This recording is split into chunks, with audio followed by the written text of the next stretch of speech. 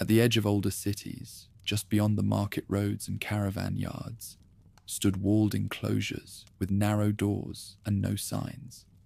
Inside, a single chamber housed what the Zoroastrians guarded above all else: flame. It was not fire for light, nor heat, nor spectacle. It was continuity, kept alive through years of ruin, reform, exile, return. What began in scattered settlements grew into one of the world's oldest religious traditions, rooted in discipline, not display. There were no idols, no oracles, no courts. Only the fire, the keepers, and the order that grew around them. Through centuries of conquest and upheaval, they endured, not because they resisted change, but because they carried something older than kings, older than conquest. To understand Zoroastrians is to begin there, not with legend or doctrine, but with what was preserved in silence, for those who knew how to tend it. Long before empires rose in Persia, a lone voice in the steppe called mankind to choose truth over the lie. In the tribal camps of the Spitama clan, where cattle lowed in the pre-dawn darkness and smoke from dung fires mixed with morning mist, a child's first cry pierced the air, but then, impossibly, transformed into laughter. These flames served the Indo-Iranian peoples in ways that transcended mere warmth or protection. They were witnesses to oaths, receivers of sacrifice, and the very presence of divinity made manifest in the material world. Into this world of sacred hearths and warring gods, sometime in the second millennium before Christ, a child was born whose vision would transform not just his own people, but echo through the corridors of religious thought for 3,000 years. The boy who would become Zarathustra entered a society where the boundary between the seen and unseen realms was gossamer thin. His people, the Spitama clan, moved their herds across territories that would later be called Bactria, following patterns of migration that their ancestors had traced for untold generations. Theirs was a world populated by countless deities, some benevolent, others malicious, all demanding propitiation through elaborate rituals that consumed much of daily life. The Daivas, ancient gods of the Indo-Iranian pantheon, required blood sacrifice and careful ceremony, while the Ahuras, another class of divinities, governed cosmic order and social harmony. Among these pastoral peoples, fire held supreme position in religious life. Not merely a tool for survival in the harsh steppes, the sacred element served as the medium through which mortals communicated with the divine realm. Every household maintained its hearth with religious devotion, understanding that to let the flames die was to invite catastrophe upon the family. Priests known as Athravans tended communal fires with elaborate ceremonies, feeding the flames with offerings of fat and fragrant wood, while chanting hymns that had been passed down through countless generations.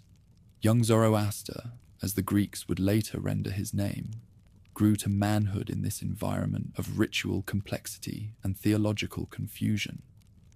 Ancient sources, though written centuries after his death, preserved traditions suggesting he was marked from birth for an extraordinary destiny. Legends speak of supernatural signs attending his arrival, the infant laughing rather than crying at birth, evil spirits fleeing from his presence, and attempts on his life by servants of the lie, who recognized the threat he would pose to their dominion. Whether these tales reflect historical memory or later hagiography, they point to a fundamental truth about the prophet's early life. From youth, he was recognized as different, set apart from his contemporaries by an intensity of spiritual seeking that found no satisfaction in traditional answers.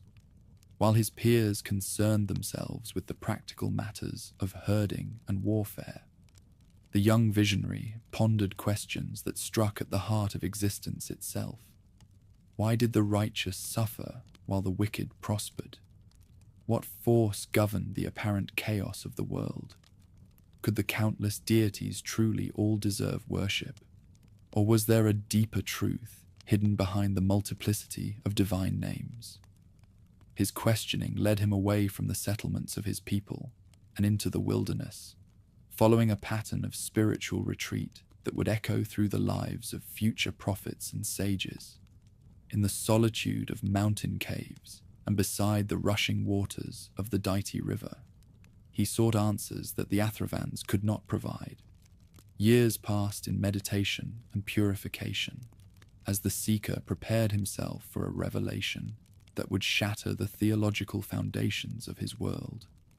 The transformative moment arrived when Zarathustra had reached the age of 30, according to the traditional accounts preserved in the Avesta. Standing at the banks of the deity at dawn, performing ritual ablutions for a spring festival, he experienced an encounter that would redirect the course of human religious consciousness. Vohu Mana, the good mind, appeared to him in a vision of overwhelming brilliance and conducted his spirit into the presence of Ahura Mazda, the wise lord who stood revealed as the supreme deity above all others. In that blazing theophany, the prophet received a revelation that overturned everything his culture had taught about the nature of divinity and cosmic order. Ahura Mazda was not merely the greatest among many gods, but the sole creator of the universe, the source of all light and truth, locked in primordial conflict with Achaemenids, the destructive spirit who embodied falsehood and chaos. The Daivas, whom his people had worshipped with such careful ceremony, were exposed as false gods, not merely inferior deities, but active agents of the lie who led humanity astray through deception and the promise of material power.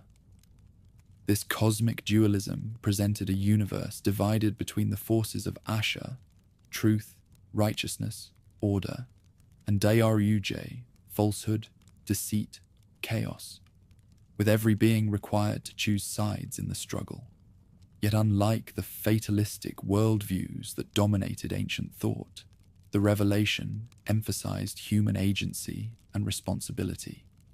Each person possessed the power to strengthen either truth or falsehood through their thoughts, words, and deeds. The battlefield was not merely cosmic, but intensely personal, fought in every moral decision and ethical choice. The implications of this message were revolutionary in ways that are difficult to appreciate from our modern perspective.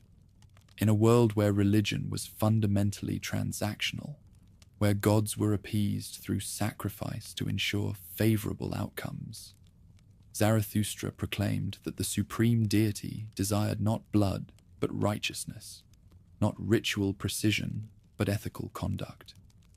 The triadic formula of good thoughts, good words, good deeds replaced complex ceremonial requirements with a moral philosophy accessible to all, regardless of social station or priestly training.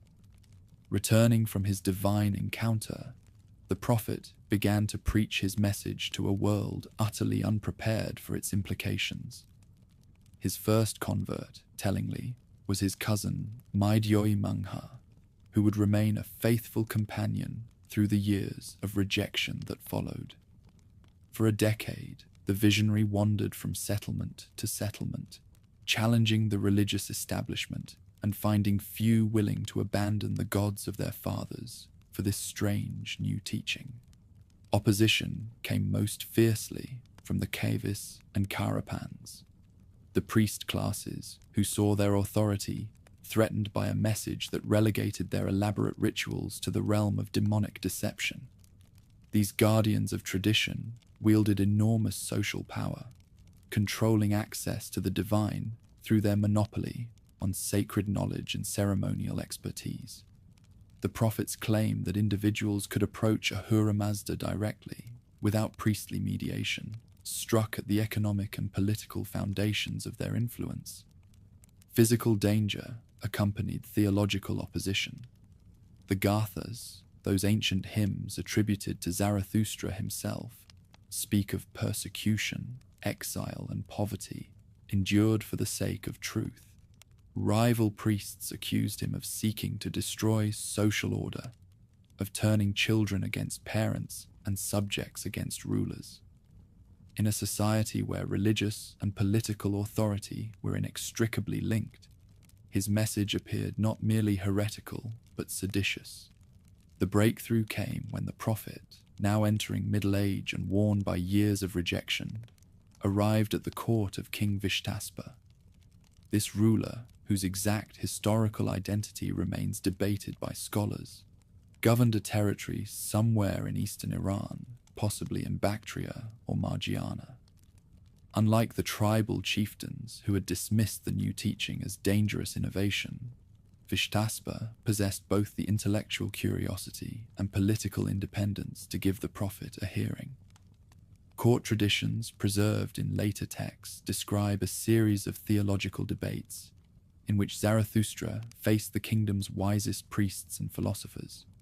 Through a combination of logical argument, ethical appeal, and what sources describe as miraculous signs, he gradually won over not just the king, but his queen Hutaosa and key court officials.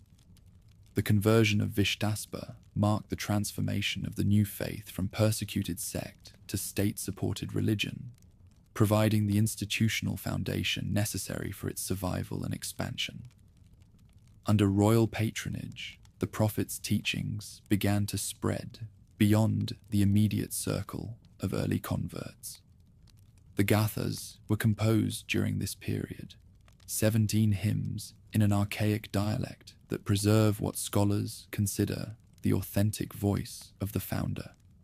These texts, dense with metaphor and theological complexity, reveal a thinker of remarkable sophistication, grappling with fundamental questions of existence, morality, and human destiny. Central to the Gathic worldview was the concept of free will as both gift and responsibility. Unlike the deterministic cosmologies that surrounded them, these hymns proclaimed human beings as active participants in the cosmic struggle, whose choices carried consequences extending beyond individual life into the fate of creation itself. Each person would face judgment after death, crossing the Chinvat bridge where their deeds would be weighed and their destination determined not by divine caprice, but by the moral weight of their own actions. Fire assumed new significance within this theological framework, no longer merely the recipient of sacrifice or the medium of ritual purification.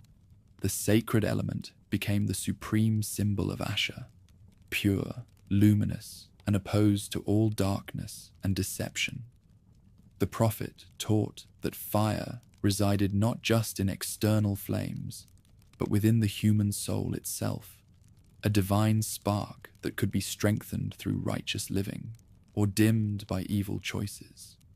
This internalization of the sacred would profoundly influence how his followers understood their relationship with both divinity and the material world. The establishment of the faith under Vishtaspa's protection allowed for the development of institutional structures that would ensure its survival.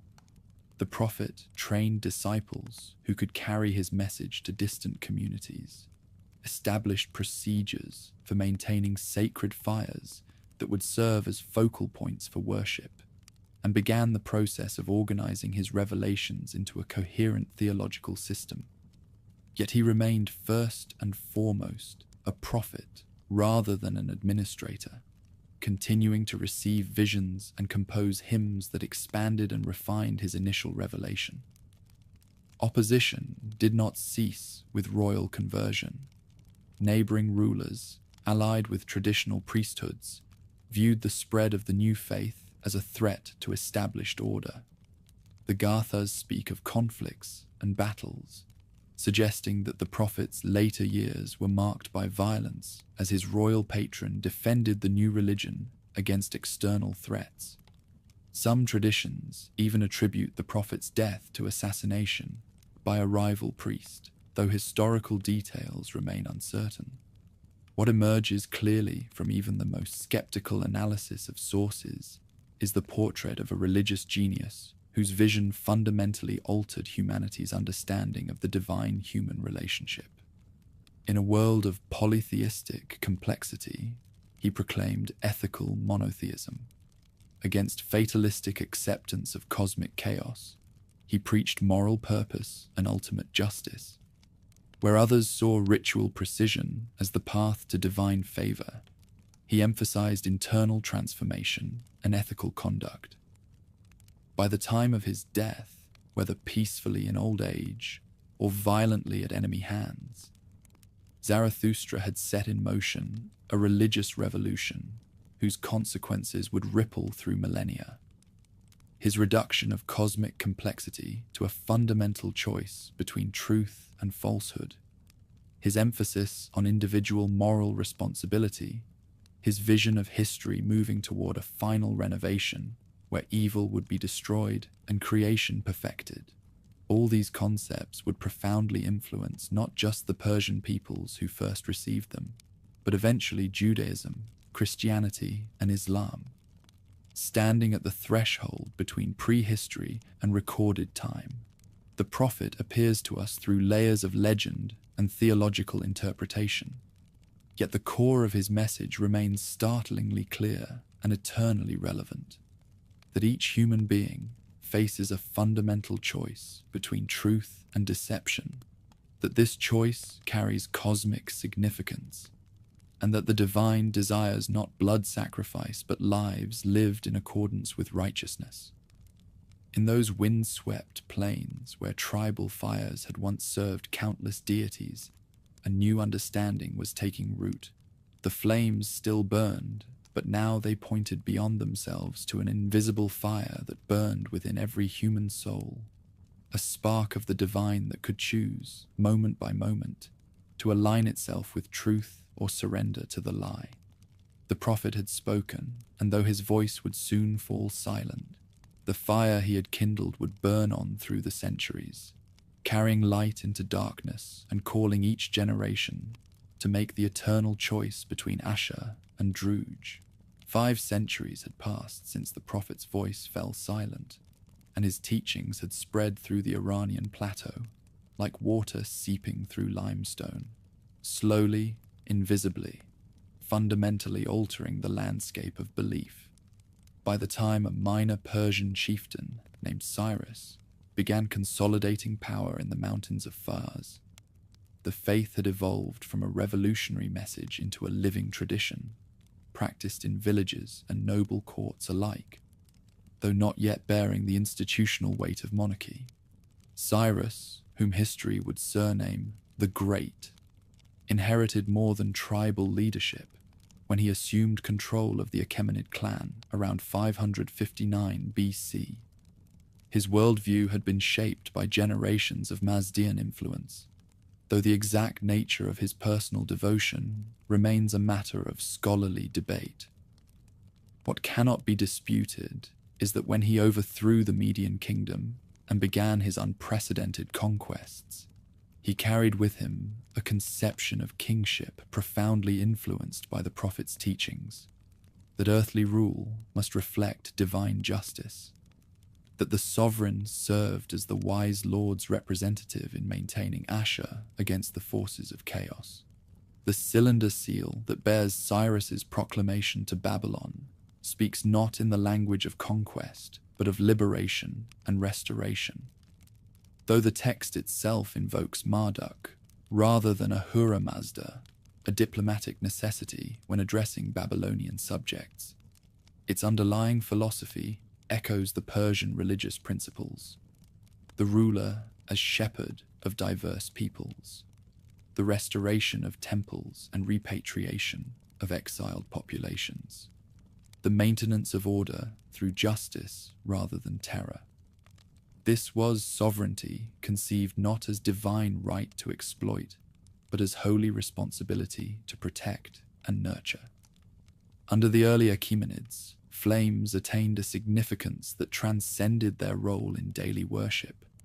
Royal inscriptions began to invoke the Lord of Wisdom as the source of legitimate authority, while court ceremonies incorporated the luminous element in ways that proclaimed the dynasty's role as earthly guardians of cosmic order. Yet this was not the establishment of a state religion in any modern sense. The Persians, guided by principles their tradition had taught them about the multiplicity of paths to truth, allowed conquered peoples to maintain their own beliefs, while gradually absorbing concepts of divine justice and cosmic struggle. When Darius I seized power in 522 BC, after a period of dynastic chaos, he left posterity the most explicit testament to Achaemenid religious conviction, carved into the living rock at Behistun. Rising 300 feet above the ancient road, linking Babylon with Ecbatana, the trilingual inscription proclaims his legitimacy through direct appeal to divine sanction. By the favor of Ahura Mazda am I king. The wise Lord brought me help. The relief above these words shows the king receiving his authority from heaven while trampling the lie, made manifest in the form of defeated rebels beneath his feet. More revealing than royal proclamations was the integration of ethical principles into Persian administration. The concept of Asha, that fundamental truth order that Zarathustra had proclaimed as the basis of cosmic harmony, became the organizing principle of Achaemenid governance. Provincial satraps were evaluated not merely on tribute collection, but on their maintenance of justice and prosperity within their territories. The royal judges traveled established circuits to ensure that local administration reflected the higher law that emanated from divine, rather than merely royal authority. Persepolis itself, that magnificent complex of palaces and ceremonial halls that Darius began and his successors expanded, embodied in stone the theological principles that guided the realm. The famous Apadana reliefs, showing delegations from every corner of the known world, bringing tribute to the King of Kings, depicted not subjugation, but participation in a cosmic order. Each people retained their distinctive dress and customs, their dignity preserved even as they acknowledged Persian sovereignty.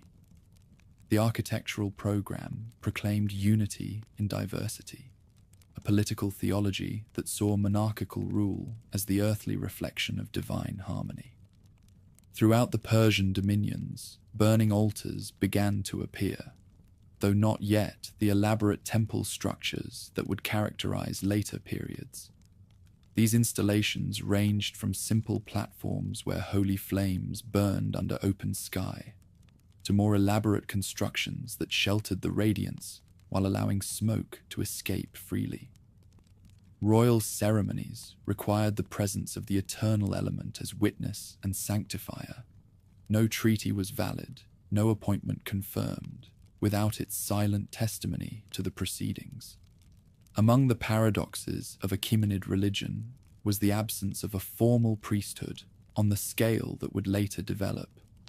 The Magi, that hereditary caste of ritual specialists from Media who had maintained their influence through the dynasty's rise, served crucial ceremonial functions, but did not yet constitute the organized hierarchy they would become.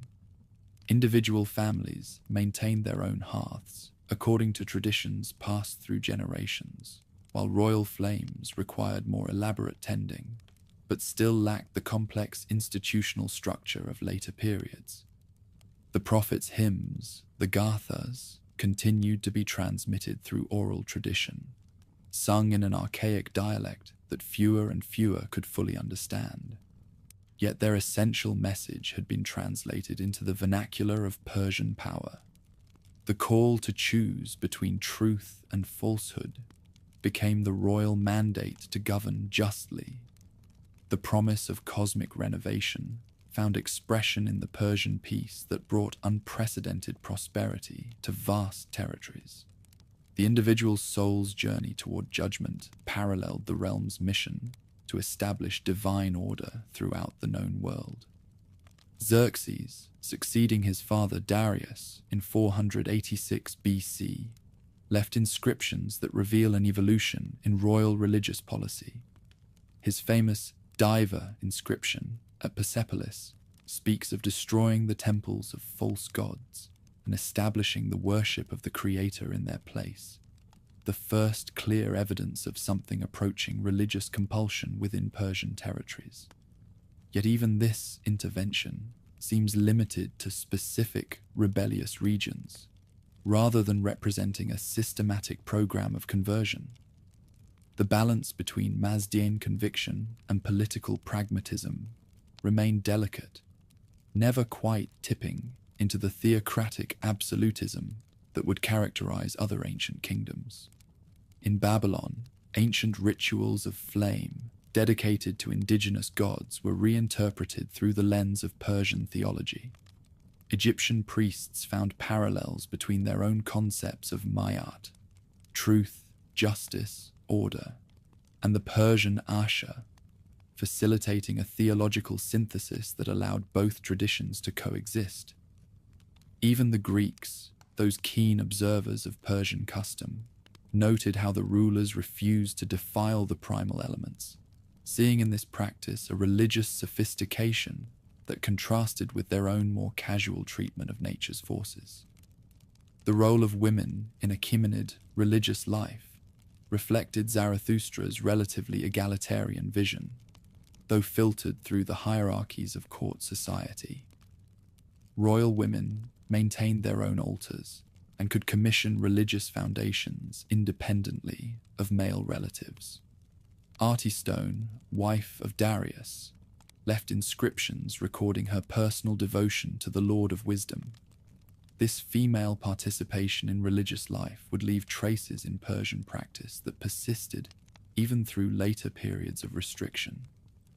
When Persian armies marched across continents, they carried their faith with them in forms that would prove crucial for the tradition's survival in later periods of persecution. Holy flames accompanied the forces in special containers that allowed the radiance to be transported without extinguishing, tended by specialists who combined the roles of chaplain and keeper of the light. These mobile altars demonstrated that divine power was not bound to specific locations, but could sanctify any ground where truth confronted falsehood, where Persian arms carried the mandate of cosmic order against the forces of chaos.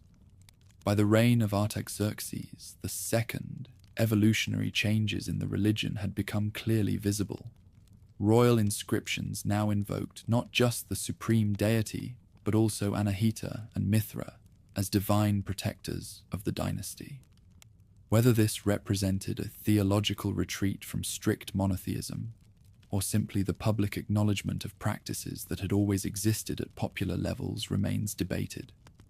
What seems clear is that the Mazdian tradition had proven flexible enough to incorporate diverse religious impulses while maintaining its essential ethical core. The twilight years of Persian dominance witnessed both the apotheosis and crisis of Achaemenid religion. Persepolis had become not merely an administrative center, but a consecrated complex where the New Year festival of Nowruz embodied the cosmic renewal that the ancient teacher had envisioned. Delegations from across the known world participated in ceremonies that reenacted the triumph of order over chaos. Their tribute transformed through ritual into offerings that sustained the divine economy of the universe. Yet this very grandeur contained seeds of vulnerability. The identification between dynasty and deity meant that political failure could precipitate religious crisis. When Alexander's Macedonian phalanxes shattered Persian forces at Gaugamela in 331 BC, they destroyed more than a political system. The conflagration that consumed Persepolis sent smoke billowing into the sky, that observers interpreted as the eternal flames themselves protesting the cosmic injustice of the conquest. Priests fled with what texts and implements they could salvage, beginning a pattern of preservation through dispersal that would characterize the community's survival strategies for centuries to come.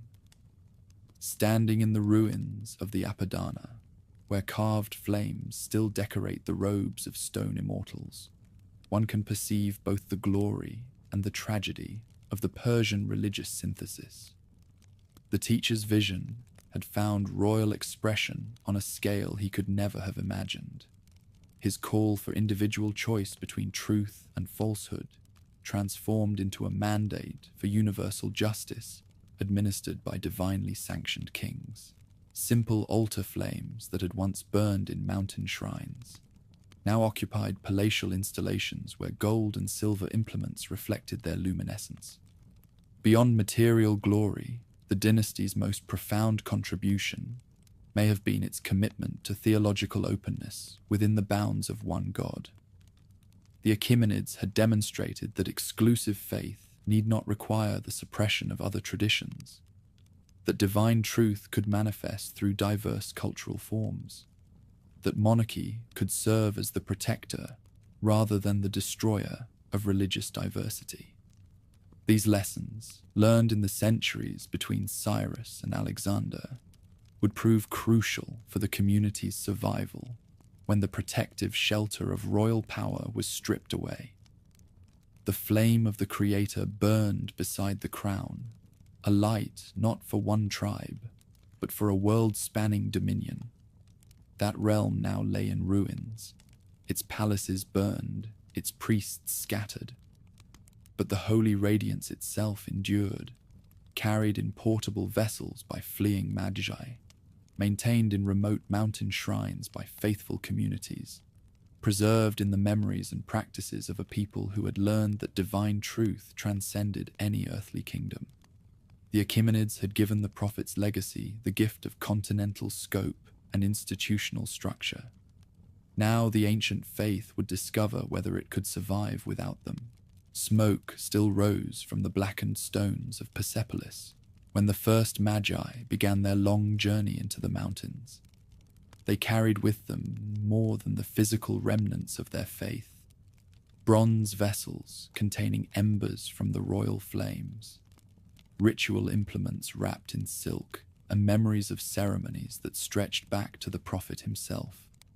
Behind them, Macedonian soldiers picked through the ruins of the Apadana, searching for gold while trampling on reliefs that had depicted the cosmic order their conquest had shattered.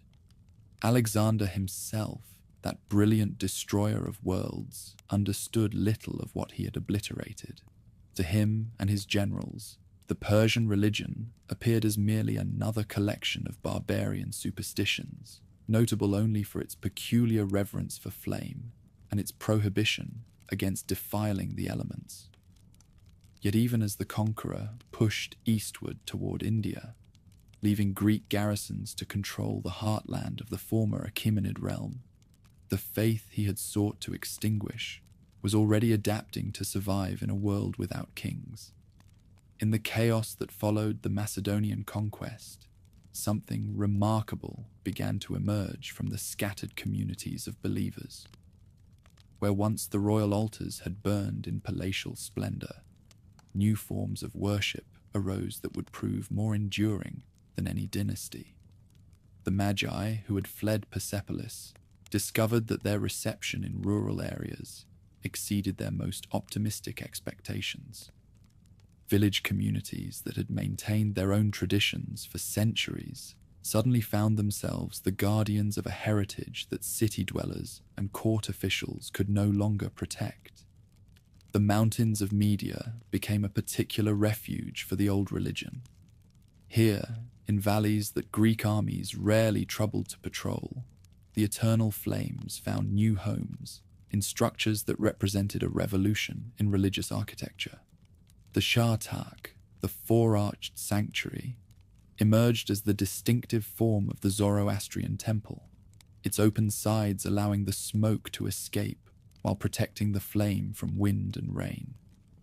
These buildings, modest in scale compared to the grand installations of Persepolis, possessed an elegance that derived from their perfect adaptation to their purpose.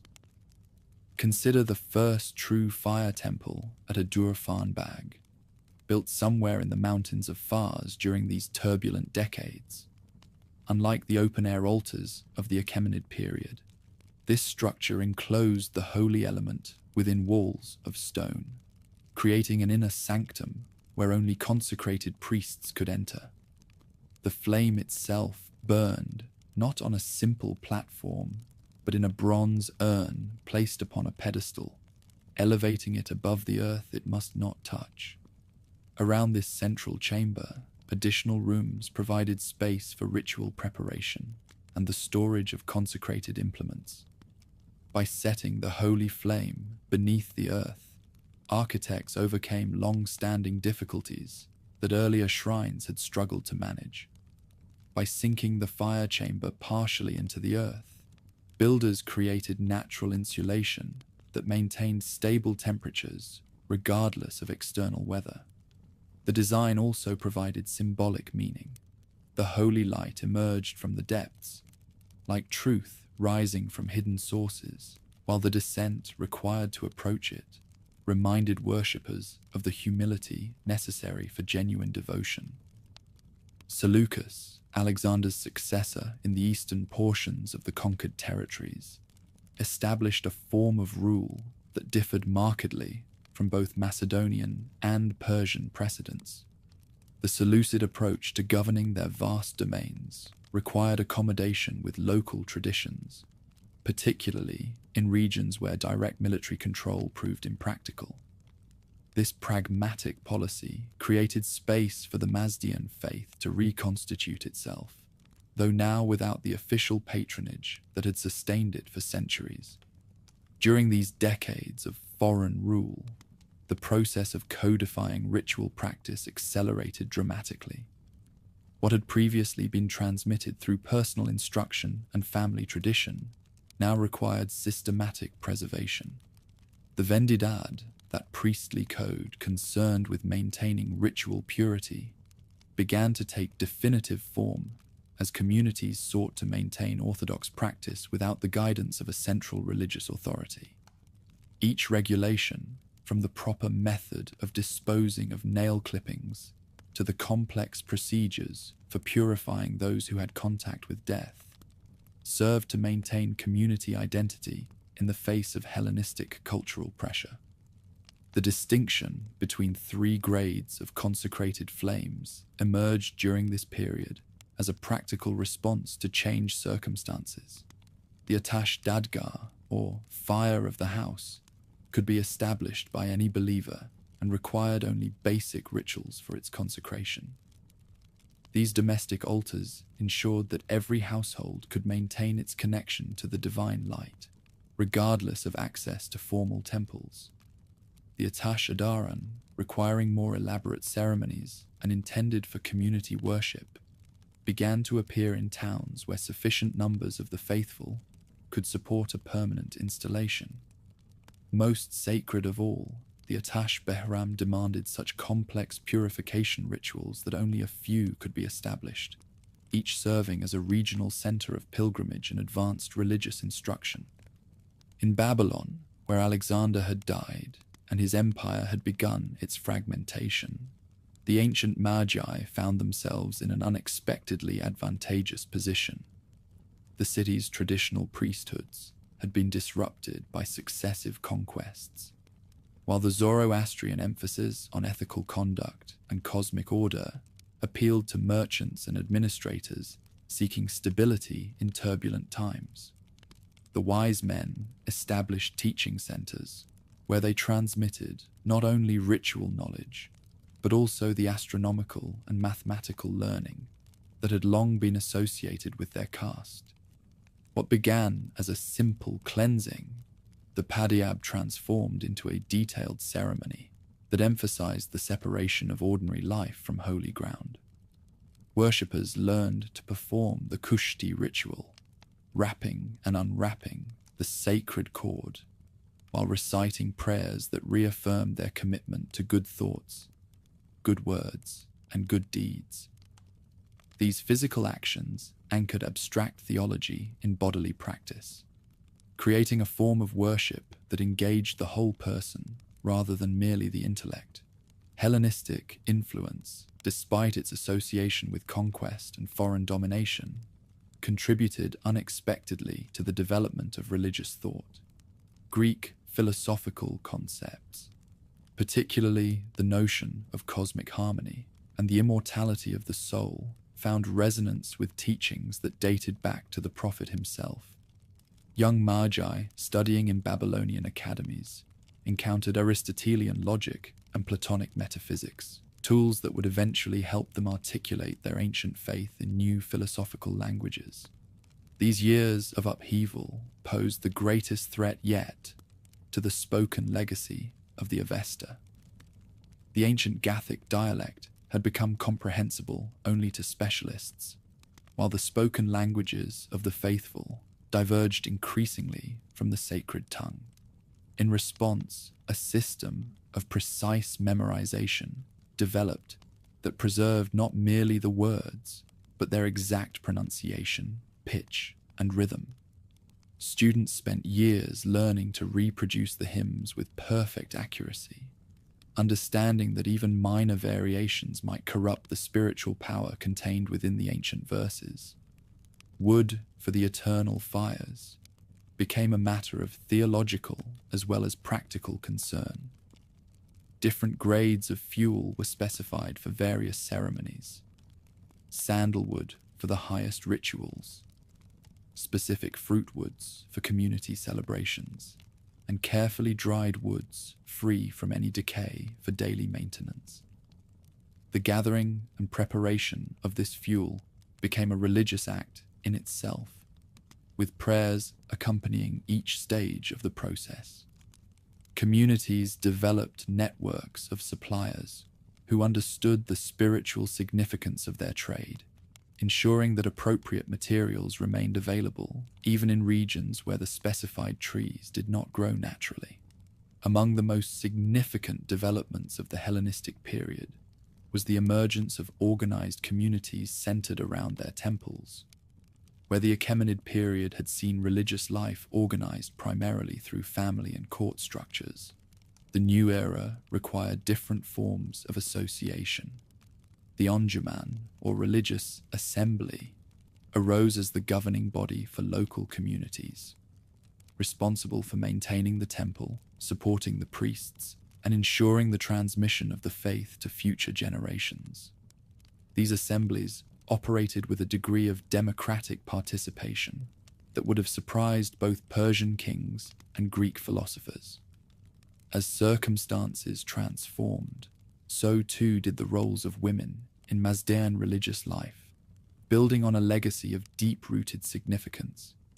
With the dissolution of royal patronage, wealthy women became crucial supporters of temple construction and maintenance. The Herbard's wife often served as instructor for young girls in the community, teaching them the prayers and rituals that would enable them to maintain household devotion. Some women achieved recognition as scholars of the religious texts, though their teaching remained largely confined to female students. By the time Antiochus I succeeded his father, Seleucus, in 281 BC, the transformation of the ancient faith was essentially complete. What had begun as a prophet's vision and developed into an imperial ideology had evolved into something more resilient, a temple-centered religion capable of surviving without royal support. The eternal flames now burned in hundreds of locations across the former Achaemenid territories, each one a center of community life and religious instruction. The sacred architecture continued to evolve in response to local conditions and materials. In the harsh winters of Media, double walls provided insulation for the flame chambers.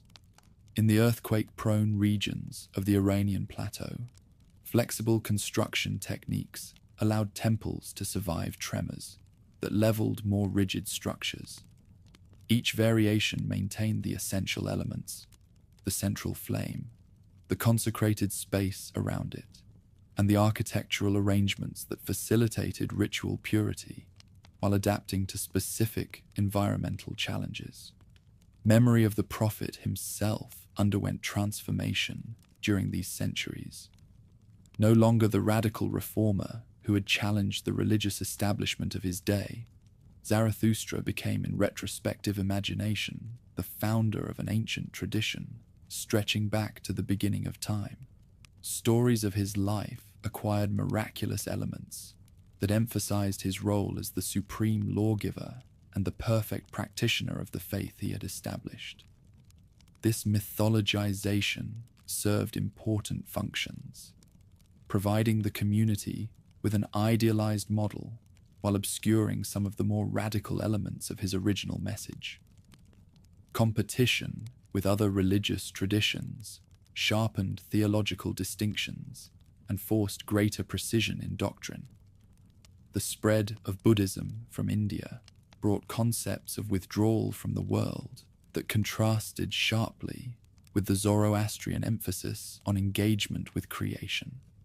Mystery religions from the Mediterranean offered personal salvation through secret initiation, challenging the Mazdian insistence that truth should be openly proclaimed.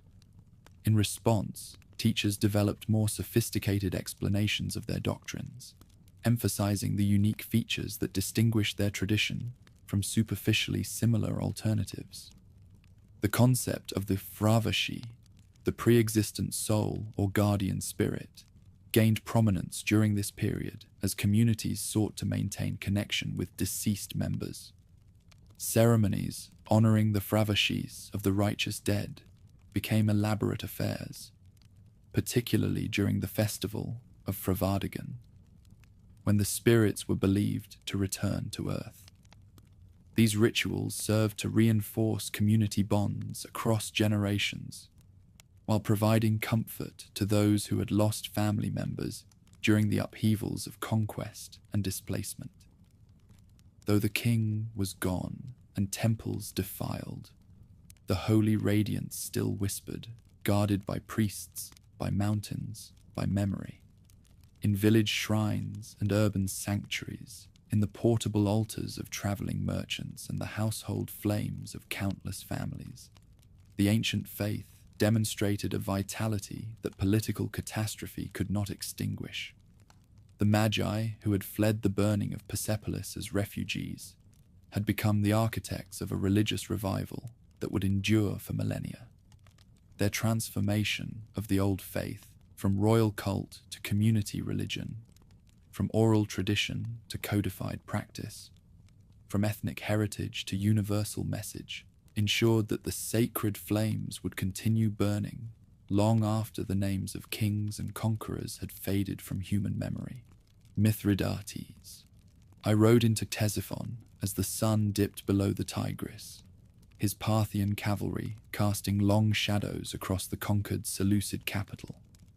Unlike Alexander's destruction 3 generations earlier, this conquest brought not devastation, but restoration. The new ruler's first act was to rekindle the sacred flames that had been reduced to embers in household shrines, proclaiming that the ancient faith of Iran would once again enjoy royal protection. After centuries of foreign domination, a dynasty had emerged that understood the power of spiritual legitimacy. The Parthians, those horse lords from the northeastern steppes, had inherited more than territorial control when they swept across the Iranian plateau. They absorbed the deep cultural memory of Achaemenid glory and the devotional traditions that had survived in village communities and mountain sanctuaries. Yet their approach to faith differed markedly from their predecessors. Where the Achaemenids had integrated priestly influence into a centralized state, the Arsacids presided over a loose confederation of noble houses, each maintaining its own holy flames and ritual practices. This decentralized structure proved remarkably beneficial for theological development.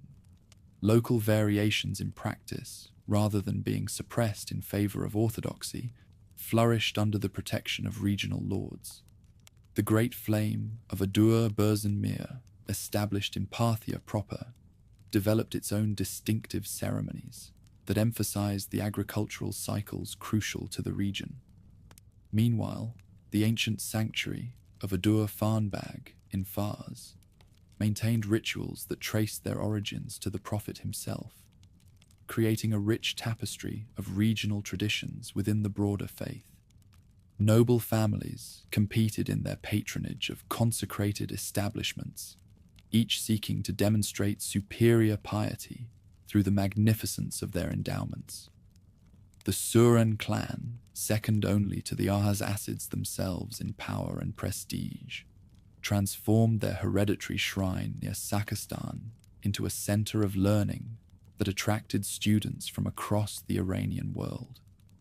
The Karen family established a network of road sanctuaries where travelers could perform their devotions, understanding that mobility and commerce required spiritual infrastructure adapted to new patterns of life.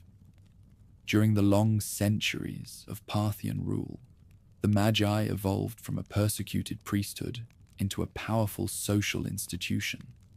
No longer dependent solely on monarchical favor, they had developed independent sources of wealth through land endowments and commercial ventures. The most successful sanctuaries controlled vast estates worked by peasants who paid their tithes in grain and livestock, creating economic foundations that could survive dynastic changes. This material security allowed for the development of elaborate ceremonial life and the support of scholars dedicated to preserving and interpreting the holy traditions. The calendar itself became a battlefield of doctrinal control during this period. Various systems competed for acceptance, each carrying implications for when festivals should be celebrated and how ritual time should be organized. The eventual adoption of a standardized Zoroastrian calendar, with its 12 months named after celestial beings and its careful integration of solar and ritual cycles, represented more than astronomical precision.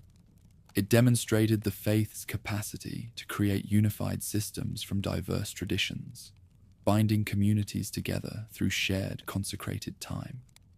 Nowruz, the spring equinox celebration, evolved from a court ceremony into a popular festival that united all levels of society. The kindling of new flames from the dying embers of the old year's fires became a powerful symbol of cosmic renewal, enacted in every household and temple. Sadeh, the midwinter flame festival, provided light and hope during the darkest season, its bonfires serving as earthly reflections of the heavenly radiance that would ultimately triumph over darkness. Merrigan, honoring the Yazata Mithra, celebrated the harvest and the bonds of contract and friendship that held society together. In the workshops attached to major shrines, artisans developed new forms of devotional art that would influence Iranian aesthetics for centuries. Fire altars appeared on coins, their stylized flames proclaiming regal dedication to the good religion. Rock reliefs depicted kings receiving celestial investiture before eternal flames, the holy element serving as witness to the covenant between heaven and earth. Even secular objects, drinking vessels, weapons, textiles, incorporated spiritual symbols that proclaimed their owner's faith. The rise of the Sassanian dynasty in 224 AD marked a watershed in the faith's history, as decisive as any political revolution. Ardashir I, claiming descent from the Achaemenids and heavenly sanction for his rebellion against the last Parthian ruler, understood that legitimacy required more than military victory. His early coins showed him standing before a flame altar, while his rock reliefs at Naqshi Rostam depicted Ahura Mazda handing him the ring of sovereignty. This was kingship reimagined as hallowed office, with the Shah serving as the earthly champion of truth against the lie. Kartir, the zealous priest who served 4 Sassanian monarchs, embodied the transformation of clerical power under the new dispensation. Rising from obscurity to become the most influential spiritual figure in the realm, he left inscriptions proclaiming his achievements, establishing fire temples throughout the dominion, codifying ritual law, and, most controversially, persecuting those he deemed heretics. His career demonstrated both the possibilities and dangers of combining priestly influence with state power. The establishment of the three great consecrated fires marked the institutional apex of Sassanian policy. Ahura Farnbag, the ancient flame in Fars, was designated as the special protector of the priesthood. Its elaborate consecration rites, requiring the combination of flames from thousands of household hearths, demonstrated the unity of all believers in maintaining cosmic order. Pilgrims who completed the arduous journey to witness this supreme flame returned to their communities, bearing embers that physically linked local worship to the realm's spiritual center. Adur-Gushnasp, established near Lake Urmia in Azerbaijan, became the warrior's flame. Sovereigns themselves made pilgrimage to this northern sanctuary before major campaigns, seeking celestial blessing for their arms. The journey, undertaken on foot as an act of devotion, might take months to complete. Bahramurth, that most legendary of warrior kings, reportedly walked barefoot for the final stages, demonstrating that even the crown must humble itself before eternal truth. Adur-Burzen-Mir, the farmer's flame, occupied a site in Parthia that linked it to the agricultural heartland. Its festivals aligned with planting and harvest cycles. Its prayers focused on the productivity of the earth and the welfare of those who worked it. This tripartite division, priests, warriors, farmers, reflected an idealized social order that probably never existed in pure form, but provided a powerful organizing principle for theological and social thought. Shaping the Avesta into its final form stood as the era's most lasting contribution to spiritual life. What had existed as scattered texts and oral traditions became a massive corpus organized into nasks or books, each dealing with specific aspects of doctrine, ritual, and law. The process required not merely collecting existing materials, but making decisions about authenticity, interpretation, and organization that would shape the faith for centuries to come. Under Sassanian patronage, holy architecture achieved new heights of sophistication. The great complex at Takhti Soliman, built around a volcanic lake whose depths seemed to connect with the underworld itself, demonstrated how natural features could be incorporated into consecrated space. The central flame burned in a chamber whose domed ceiling represented the cosmos, while subsidiary buildings housed libraries, treasuries, and accommodation for the hundreds of priests required to maintain perpetual ceremonies. The Barshnum purification ritual, always important in maintaining ritual purity, evolved into an elaborate 9-night ceremony during this period. Candidates for the highest grades of priesthood underwent this ordeal in special chambers attached to major sanctuaries, emerging transformed and authorized to tend the most hallowed flames. The physical requirements, isolation, repeated ablutions, dietary restrictions, served to separate the initiate from ordinary life while preparing them for their consecrated duties. Supporting these structures required economic systems that grew into surprisingly advanced forms. The concept of the pious foundation, where lands were dedicated in perpetuity to maintaining eternal flames and supporting priests, created wealth that no monarch could confiscate. These endowments operated according to detailed contracts that specified everything, from the number of rites to be performed to the quality of wood to be used in the holy fires. Some foundations supported entire communities of priests, students, and servants, becoming economic centers in their own right. Theological speculation flourished under court patronage, producing sophisticated examinations of cosmology, ethics, and eschatology. The question of celestial justice, why the righteous suffered while the wicked prospered, received elaborate treatment that would influence Islamic and Jewish thought. The nature of time itself became a subject of intense debate, with some thinkers proposing that Zervan, infinite time, stood above even the wise lord and the destructive spirit as the source of all existence. This Zervanite tendency demonstrated the intellectual vitality of Sassanian thought. The idea that the cosmic struggle between good and evil occurred within a framework of infinite time that would ultimately resolve all contradictions appealed to philosophically minded believers. Yet it also threatened the ethical urgency of Zarathustra's original message, suggesting that human choice mattered less if all outcomes were predetermined by temporal necessity. Though shaped by both tradition and changing norms, women, especially those of status, continued to influence religious life through patronage and devotion. The flames tended by women in their household shrines were considered no less pure than those maintained by male priests in great establishments. Yet the elaboration of purity laws increasingly limited women's participation in public rites, particularly during menstruation, when they were considered temporarily aligned with forces of decay and death. Relations between the Zoroastrian establishment and other faith communities varied dramatically over the centuries. Periods of zealous orthodoxy, often coinciding with external military threats, saw persecution of Christians, Manichaeans, and Jews. Yet practical governance of a diverse realm required tolerance, and many minorities found ways to accommodate themselves to Sassanian rule while maintaining their distinctive practices. The Jewish academies of Babylonia flourished under Persian protection, producing the Talmud during the same centuries that saw the Avesta's final compilation.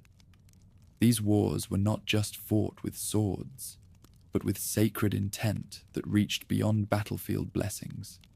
The consecrated flames accompanied armies in portable shrines, providing continuity of worship even in foreign lands.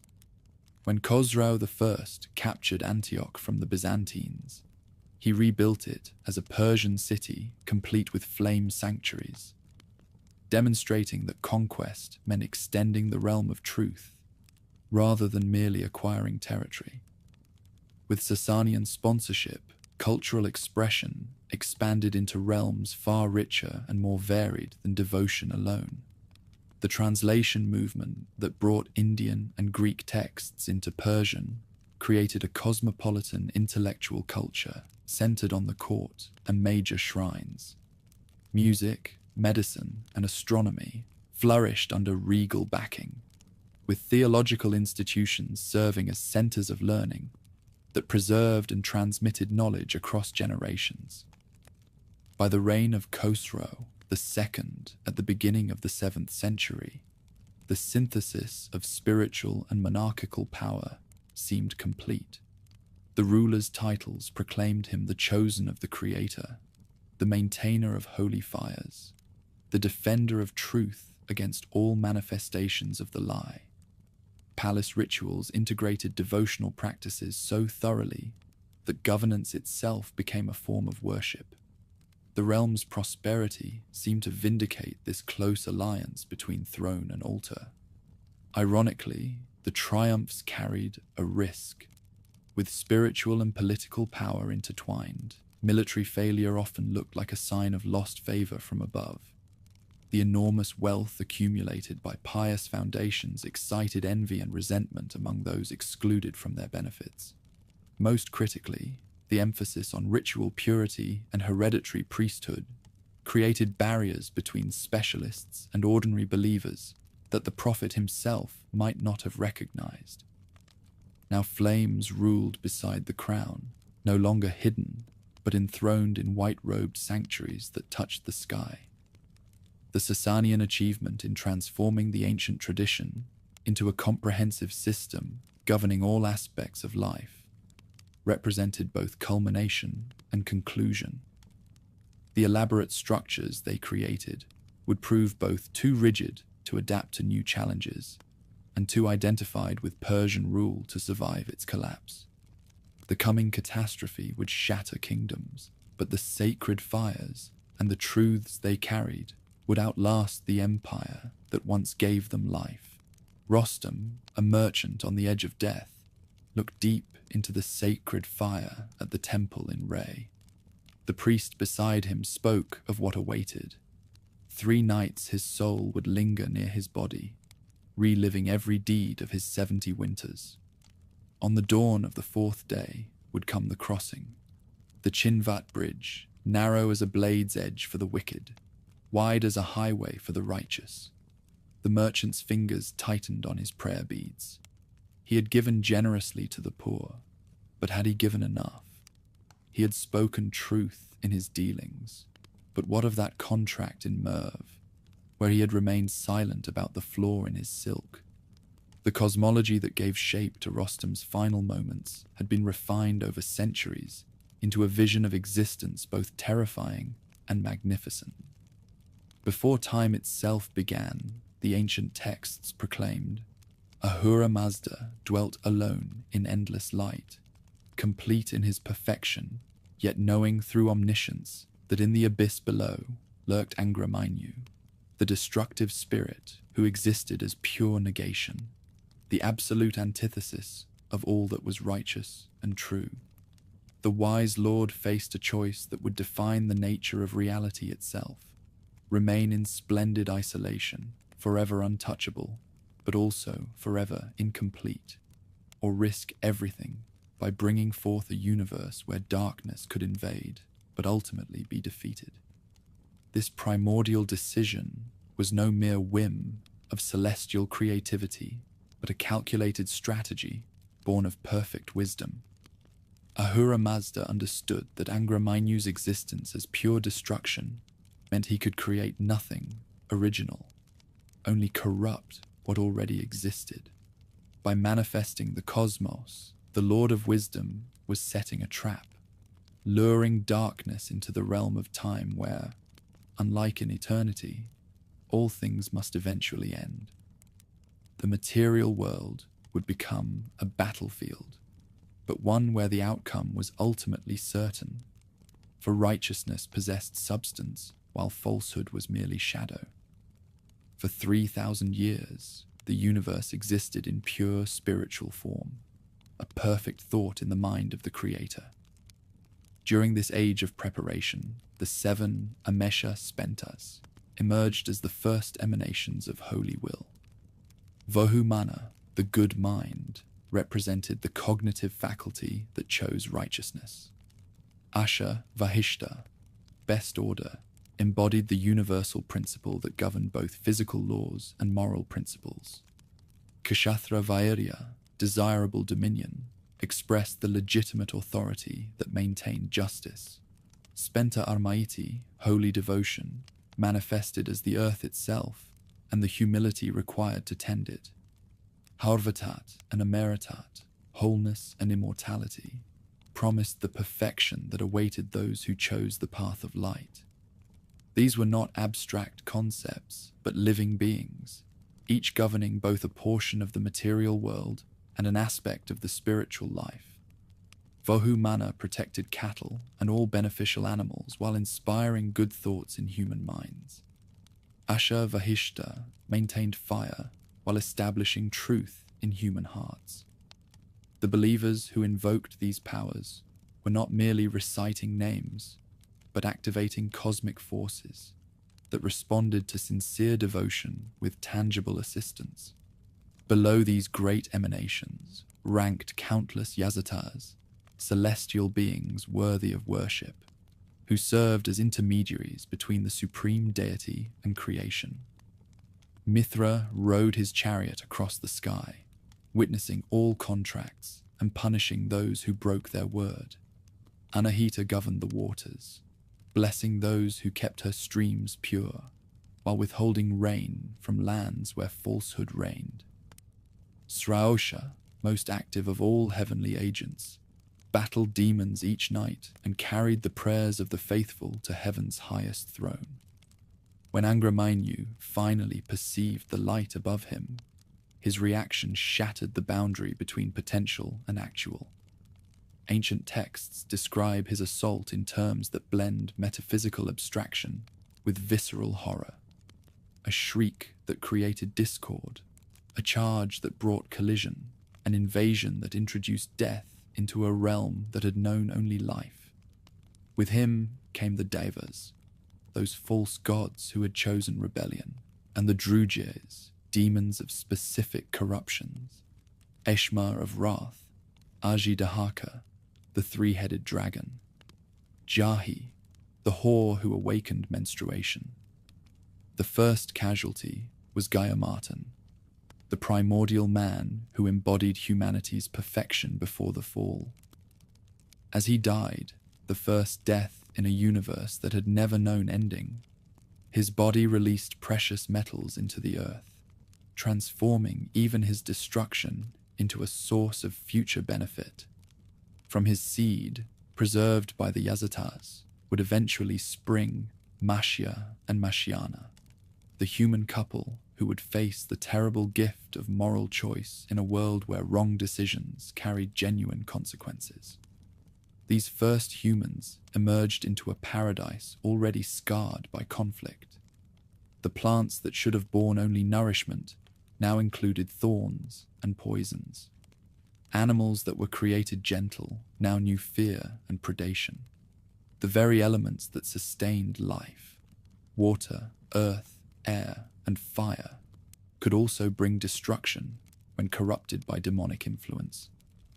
Yet within this damaged realm remained clear signs of its original perfection, beauty, and harmony that called humanity to remember and restore what had been lost. Mashia and Mashiana initially chose righteousness, recognizing Ahura Mazda as creator and offering proper worship. But the demons excelled at exploiting human psychology, understanding that direct assault often failed where subtle suggestion succeeded. When the couple grew proud of their virtue, Achaemenids whispered that perhaps they, not some distant deity, were responsible for their own excellence. This first lie, that the creation had fashioned itself, opened the floodgates to every other form of self-deception and moral failure. From this original pair descended all humanity, each individual inheriting both the capacity for righteousness implanted by Ahura Mazda and the vulnerability to deception introduced by the demonic assault. Yet Zoroastrian theology rejected any notion of inherited guilt or original sin that would damn souls before they could choose. Every person entered the world with their fravashi, a pre-existent guardian spirit that had voluntarily accepted incarnation to participate in the universal struggle. Birth was thus not a punishment but an honor, a holy commission to serve as a warrior of Asher in the material battlefield. The weapons provided for this warfare seemed almost insultingly simple when compared to the eternal stakes involved. Humata, Hukta, Havashta. Good thoughts, good words, good deeds formed a triadic formula that any child could memorize, yet few adults perfectly practiced. Behind this simplicity lay profound wisdom. Since Achaemenids' power stemmed from deception, the counterweapon must be integrity expressed through every medium available to embodied beings. Thought established the intention, word proclaimed the commitment, and deed manifested the reality. A woman in bulk demonstrated this principle when she discovered a merchant cheating her neighbors with false weights. Her righteous thought recognized the injustice. Her honest word publicly exposed the deception, despite threats of retaliation. Her just deed involved organizing a council to ensure fair trading practices throughout the market. Each action strengthened Asher in the universe, while weakening Druge's hold on human society. She had become, in that moment, a soldier as significant as any who wielded sword against foreign invaders. Conversely, every moral failure reinforced the enemy's position. The judge who accepted bribes didn't merely enrich himself unjustly, he literally strengthened Druge in the universal balance. The farmer who allowed weeds to choke his fields through laziness gave physical territory to the forces of chaos. The priest who performed rituals mechanically without understanding their meaning reduced sacred acts to empty theatre that mocked rather than honored the holy. This eternal accountancy meant that no action, however trivial it might seem, lacked ultimate significance. The Zoroastrian hell awaited those who had consistently chosen alignment with the lie, but its torments were not arbitrary punishments imposed by celestial sadism. Rather, they represented the natural consequences of spiritual choices made manifest. Those who had spread discord found themselves in a realm of absolute isolation. Those who had polluted the elements experienced an environment of ultimate filth. The geography of damnation mapped precisely onto the topology of sin. Medieval texts elaborated these punishments with a specificity that served both as warning and theological instruction. The man who had watered milk suffered demons pouring molten metal down his throat. The woman who had refused charity to the hungry found herself eternally starving while watching others feast. Yet even these graphic descriptions emphasized justice rather than cruelty. Each soul experienced exactly what it had inflicted on others, forcing recognition of the harm it had caused. Paradise offered corresponding rewards, but these too reflected earned consequences rather than arbitrary gifts. The House of Song welcomed those who had lived by truth, its ascending levels marking degrees of spiritual achievement. The person who had simply avoided major sins might dwell in the region of good thoughts, experiencing peace but not ecstasy. Those who had actively fought for justice ascended to good words, where they found companionship with others who had proclaimed truth despite danger. The highest level, good deeds, was reserved for those whose actions had significantly advanced the cause of light in the world. Between salvation and damnation stretched Heimstagen, that grey realm for those whose lives balanced precisely between good and wickedness. This was no gentle purgatory, but a place of profound discomfort, neither hot nor cold, neither light nor dark, neither companionship nor solitude. Its inhabitants experienced the spiritual equivalent of lukewarm water, an existence that reflected their own lukewarm commitment to the cosmic struggle. They had neither joined Ahura Mazda's army, nor enlisted with Achaemenids, and their reward was precisely the nothingness they had chosen. The mechanism of judgment combined heavenly justice with psychological reality in ways that anticipated modern understandings of conscience and self-awareness. For 3 days and nights after death, the soul remained near its former body, experiencing a preview of its fate. The righteous smelled perfume and heard beautiful music, while the wicked endured stenches and horrible sounds. This period served not as torture, but as preparation, allowing the consciousness to understand what its choices had created. On the morning of the 4th day came the approach to Chinvat Bridge, that razor span across the abyss between earth and the spiritual realms. Here waited the 3 judges: Mithra, who never slept; Sraosha, who had protected the soul during life; and Rashnu, whose scales measured deeds with perfect accuracy. Yet their judgment merely confirmed what the soul had already determined through its accumulated choices. Free will, that dangerous gift that made humans superior, even to the Yazatas who could not choose wickedness, remained paramount even at this ultimate threshold. The soul's own Dana appeared at this crucial moment, manifesting as either a beautiful maiden or a hideous hag. This was not some external judge, but the person's own true nature made visible, the sum of all thoughts, words, and deeds given form. The righteous soul recognized in this figure the beauty it had created through moral choices, while the wicked confronted the ugliness it had cultivated through alignment with the lie. As each soul attempted to cross, the bridge responded to its spiritual weight. For those who had lived by Asher, it broadened into a comfortable highway. For those who had chosen falsehood, it narrowed until they plummeted into the abyss.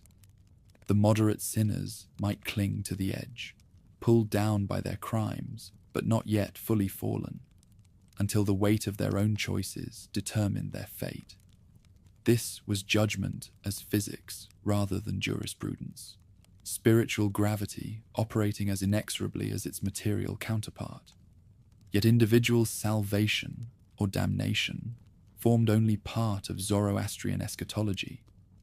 The texts spoke insistently of frashokhereti, the making wonderful, when the entire cosmos would be renovated and wickedness finally expelled from existence. This was no apocalyptic destruction, but universal healing, the completion of Ahura Mazda's primordial strategy to lure darkness into time where it could be definitively defeated. The process would begin with the arrival of 3 saviors, each born from the miraculously preserved seed of Zoroaster himself. Al-Shaddar would appear when righteousness had declined to desperate levels, restoring enough truth to postpone the final collapse. Al-Shaddar Ma would bring greater renovations, establishing justice throughout the earth. Finally, Saoshyant, whose name simply meant one who brings benefit, would inaugurate the final transformation. Under Saoshyant's leadership, humanity would unite in common purpose for the first time since Mashia and Mashiana's fall. The final battle would see every soul that had ever lived choose its ultimate allegiance. Ajidahaka, the great dragon bound beneath Mount Demavand, would break free for one last rampage before being slain by the resurrected hero Garshasp. The Yazatas would descend to fight alongside humanity, while the divers made their last desperate stand. The renovation itself would transform the very structure of reality. Mountains would melt, pouring forth rivers of molten metal that served as the final purification. For the righteous, this stream would feel warm and comforting as milk, washing away any remaining impurities. For the wicked, it would burn away the accumulated corruption of ages. Yet, and here, Zoroastrian optimism reached its peak, none would be destroyed. Even the most corrupt would emerge cleansed, ready to join in the universal recognition of Asher. This physical resurrection formed a crucial component of Zoroastrian hope. Bodies would be reconstituted from their scattered elements, but transformed into forms that needed neither food nor sleep. Families would reunite, but without the jealousies and conflicts that had marked earthly relationships. The earth itself would be renewed, its surface made smooth and fertile, neither too hot nor too cold. A garden where humanity could dwell in eternal fellowship. Some texts suggested that even Achaemenids might be redeemed rather than destroyed, that the destructive spirit himself would finally recognize the futility of opposing righteousness and join in worshipping Ahura Mazda. Others maintained he would simply cease to exist, darkness dispersing when no consciousness remained to sustain it. Either way, dualism would end with the absolute triumph of unity, the eternal struggle resolved forever in favor of light. Fire would play the central role in this universal transformation, as it had throughout the entire drama. The sacred element that had witnessed every sacrifice, heard every prayer, and sustained every act of worship would become the agent of supreme purification. The rivers of molten metal were liquid flame, the fundamental element of righteousness made manifest at universal scale. Every hearth fire tended through the ages, every temple flame maintained through persecution had been preparation for this ultimate conflagration that would burn away the very possibility of falsehood. Some saw the vision as too grounded in the material, focused more on bodily resurrection than spiritual ascent. Others questioned its insistence on a linear timeline, with a final ending instead of recurring cycles. Even within the Mazdian tradition, there were those who felt symbolic meaning might hold more truth than a literal cosmic renewal. Yet for most believers, the concrete specificity of these promises provided exactly the hope they needed to persevere through lives often marked by hardship and injustice. The farmer whose fields were destroyed by nomadic raids could endure knowing that ultimate justice awaited. The woman whose children died from plague could find comfort in promised reunion. The merchant who chose honesty despite competitive disadvantage knew his choices mattered on an eternal scale. To light the fire was to join a universal war. One soul, one choice, echoing across all existence. Every dawn prayer strengthened the forces preparing for renovation. Every act of charity provided resources for the final battle. Every honest word added weight to the scales that would finally tip decisively toward light. The sacred flames burning in 10,000 temples were not mere symbols, but actual participants in the supreme drama. Their smoke carrying human aspirations to the Yazatas, who recorded every deed in preparation for the final accounting. The merchant Rostam, as his breathing slowed in the temple at Ray, understood that his imminent journey across the Chinvat bridge was both utterly personal and completely universal. His choices, the charity given and withheld, the honesty spoken and suppressed, the prayers offered and neglected, had shaped not only his own fate, but contributed to the supreme balance between light and darkness. In a universe where every thought mattered and every deed echoed through eternity, he had been a soldier in the greatest war ever fought.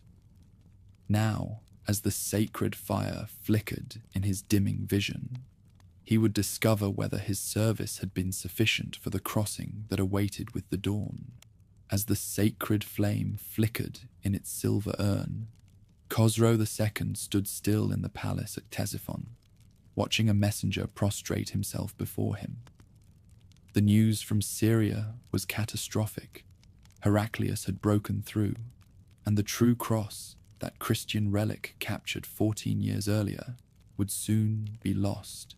The sovereign who styled himself beloved of Ahura Mazda and companion of the stars felt the weight of cosmic failure settling upon his shoulders. Outside, in the great fire temple of the capital, priests maintained their vigils, unaware that they tended flames which would soon be scattered to the winds of history. The early decades of the 7th century had witnessed the Sassanian Empire reach heights that rivaled the glory of the Achaemenids. From the Indus to the Mediterranean, from the Caucasus to Yemen, the banner of the Sassanids flew over territories that encompassed nearly a quarter of the world's population. In every major city, sacred fires burned in magnificent temples, where Mobds and Urbads maintained the elaborate rituals that had been codified over centuries. The integration of throne and altar seemed complete, a synthesis that promised to endure until the final renovation of the world. Beneath this glittering surface, fractures had been spreading like cracks in sun-baked earth. The endless wars with Byzantium, that other great empire which claimed divine sanction for its rule, had drained treasuries and devastated frontier provinces. Khosrow I, called the Just, had managed these conflicts with wisdom and restraint. But his grandson Khosrow II pursued victory with an obsession that would ultimately consume the realm he sought to glorify. The capture of Jerusalem in 614, the seizure of Egypt's grain supplies, the advance to the very walls of Constantinople, each triumph had seemed to vindicate the righteousness of the Zoroastrian cause, while actually hastening its doom. The priesthood, grown powerful through centuries of state patronage, had become as much a political institution as a spiritual one. The position of Mobadan Mobed, chief of chiefs among the clergy, carried influence that rivaled that of the greatest nobles. Temple estates encompassed vast territories, worked by thousands of peasants whose labor supported not just the sacred flames, but entire hierarchies of religious administrators, scholars, and servants. This concentration of wealth and power in clerical hands created resentments that enemies would soon exploit with devastating effectiveness. Within the sanctuaries themselves, the ancient simplicity of the prophet's message had been elaborated into systems of such complexity that common believers often felt excluded from their own faith. The Avesta, finally compiled in written form during the reign of Khosrow I, comprised 21 nasks, or books, each subdivided into numerous chapters, dealing with every conceivable aspect of ritual lore and theological speculation. Mastery of these texts required years of study in the seminary schools attached to major temples, creating a learned elite whose knowledge separated them from the farmers and merchants who formed the backbone of the believing community.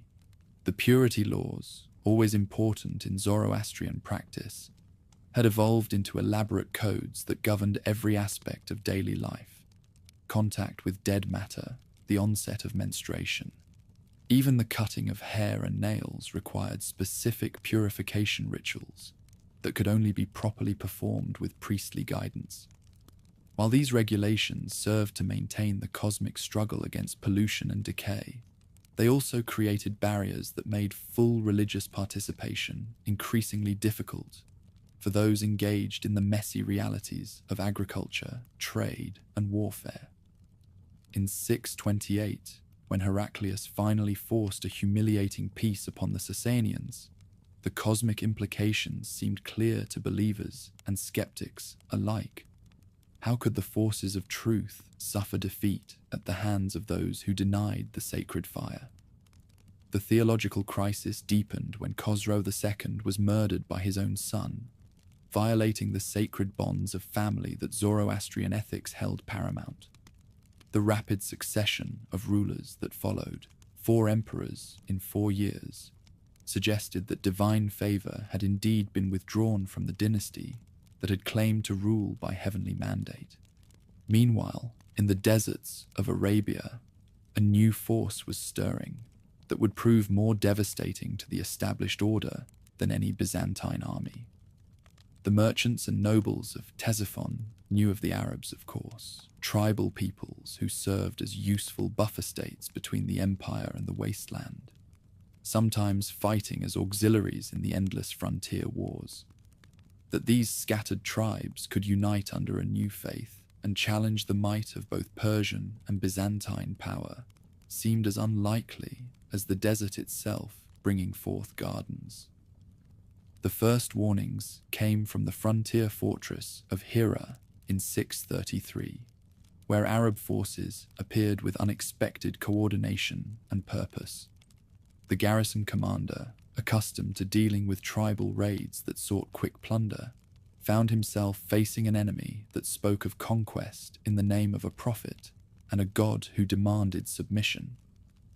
When the defenders invoked the protection of Ahura Mazda and the sacred fires, the Arabs responded with verses from their own holy book that dismissed both Zoroastrian dualism and Christian trinity as corruptions of true monotheism. Yazdegerd III, last of the Sassanian monarchs, ascended to a throne that was already crumbling beneath him. A boy of 16, when crowned in 632, he inherited an empire exhausted by decades of war, riddled with religious doubts, and defended by armies whose loyalty had been shattered by civil conflict. The royal fires still burned in the palace, tended by priests who assured the young Shah that this crisis, like so many before, would pass. But the Arab armies pressing northward from Mesopotamia moved with a confidence born of absolute faith in their destiny. The Battle of Qadisiyah in 636 became the Sassanian Empire's Gaugamela, a catastrophe from which there would be no recovery. For 3 days, Persian forces held their ground against the Arab assault, the war elephants and heavily armored cavalry that had terrorized enemies for centuries, fighting with desperate courage. On the third night, a sandstorm arose from the desert, blinding the defenders while the Arabs, accustomed to such conditions, pressed their attack. When morning came, the cream of the Persian nobility lay dead on the field, and with them died the military tradition that stretched back to the Achaemenids. Sa'd ibn Abi Waqqas, the Arab commander, entered Ctesiphon in 637 to find the capital largely abandoned. Yazdegerd had fled eastward, taking with him whatever portable treasures could be loaded onto pack animals. In the throne room, where Khosrow II had once received ambassadors from across the known world, Arab warriors performed their prayers facing Mecca. The great fire temple of the capital, one of the most sacred sites in the Zoroastrian world, stood empty, its eternal flame extinguished for the first time in 4 centuries. The systematic destruction of fire temples that followed the Arab conquest represented more than simple religious persecution. It was an assault on the entire cosmology that had shaped Persian civilization. At Ganzak, where pilgrims had once walked barefoot across frozen ground to reach the sacred flames, Muslim soldiers threw down the altars and scattered the ashes to the wind.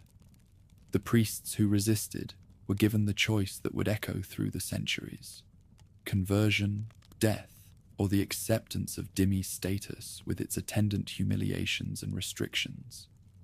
Still, even as the physical infrastructure of their faith crumbled, many Zoroastrians found ways to preserve the essential elements of their tradition. A Mobad named Adobad led a group of priests in a desperate mission to save the most sacred flame from Istakhur before the city fell.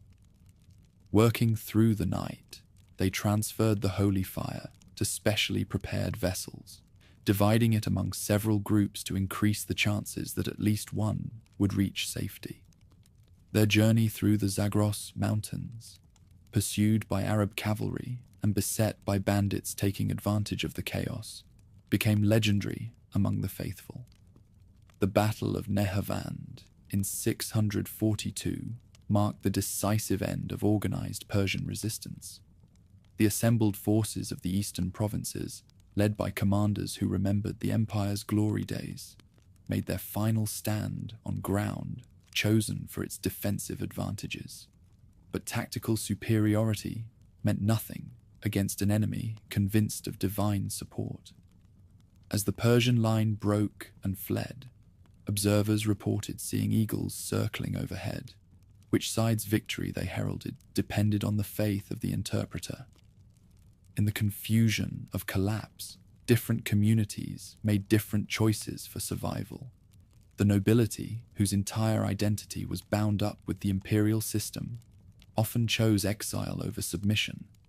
Caravans of refugees streamed eastward toward lands still beyond Arab reach, to Tabaristan on the Caspian coast, to Sistan in the eastern marches, to the mountain fastnesses of the Hindu Kush, where local rulers still maintained independence. They carried with them not just material treasures, but the rituals, texts, and memories that would allow the faith to reconstitute itself in safer havens. The peasantry, tied to the land and lacking resources for flight, faced starker choices. Some converted to the new faith, finding in Islam's emphasis on submission to one God, an echo of Zoroastrian monotheism, stripped of its complex theology. Others accepted dhimmi status, paying the special taxes and accepting the social restrictions that allowed them to maintain their ancestral religion at the cost of second-class citizenship. Still others found ways to blend public conformity with private devotion, maintaining household flames while outwardly accepting the new order. Conquerors paid special attention to the Zoroastrian priests, recognizing them as likely sources of organized defiance. The seminary schools were closed, their libraries scattered or destroyed, the oral traditions that had complemented written texts, the precise pronunciations of Avestan prayers, the melodies of sacred hymns, the interpretive commentaries passed from teacher to student, faced extinction as the chains of transmission were severed. Young men who would have entered religious service found other careers or fled to regions where they could still receive proper training.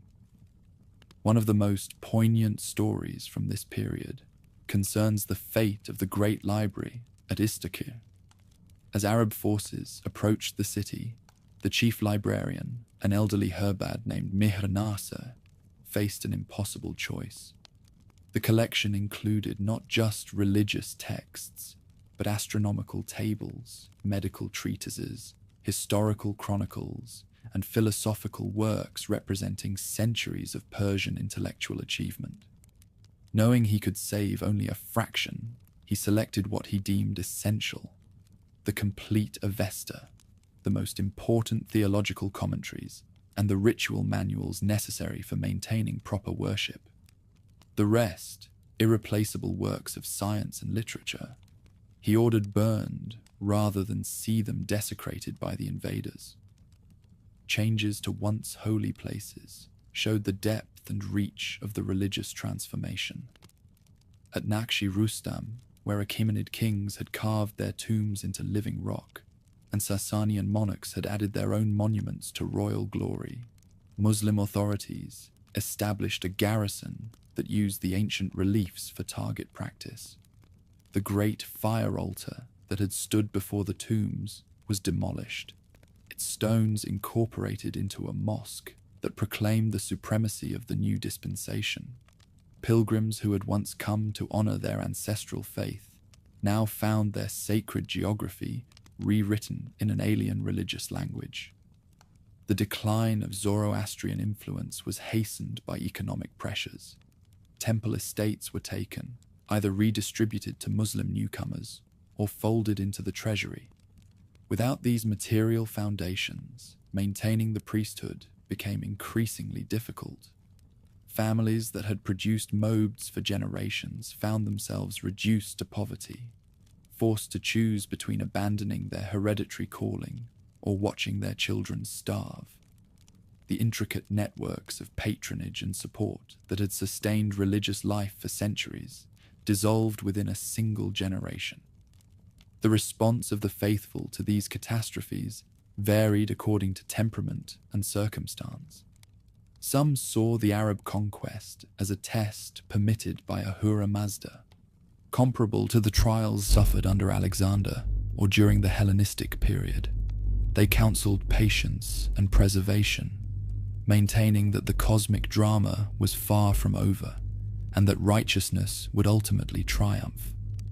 Others interpreted events through an apocalyptic lens, seeing in the Muslim victories signs that the final renovation was approaching when all wrongs would be righted.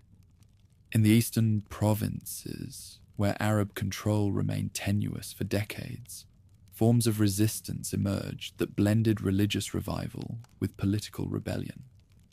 A charismatic priest named Vindafar proclaimed himself the representative of the hidden imam of the Zoroastrians, a messianic figure who would restore the good religion to its rightful place.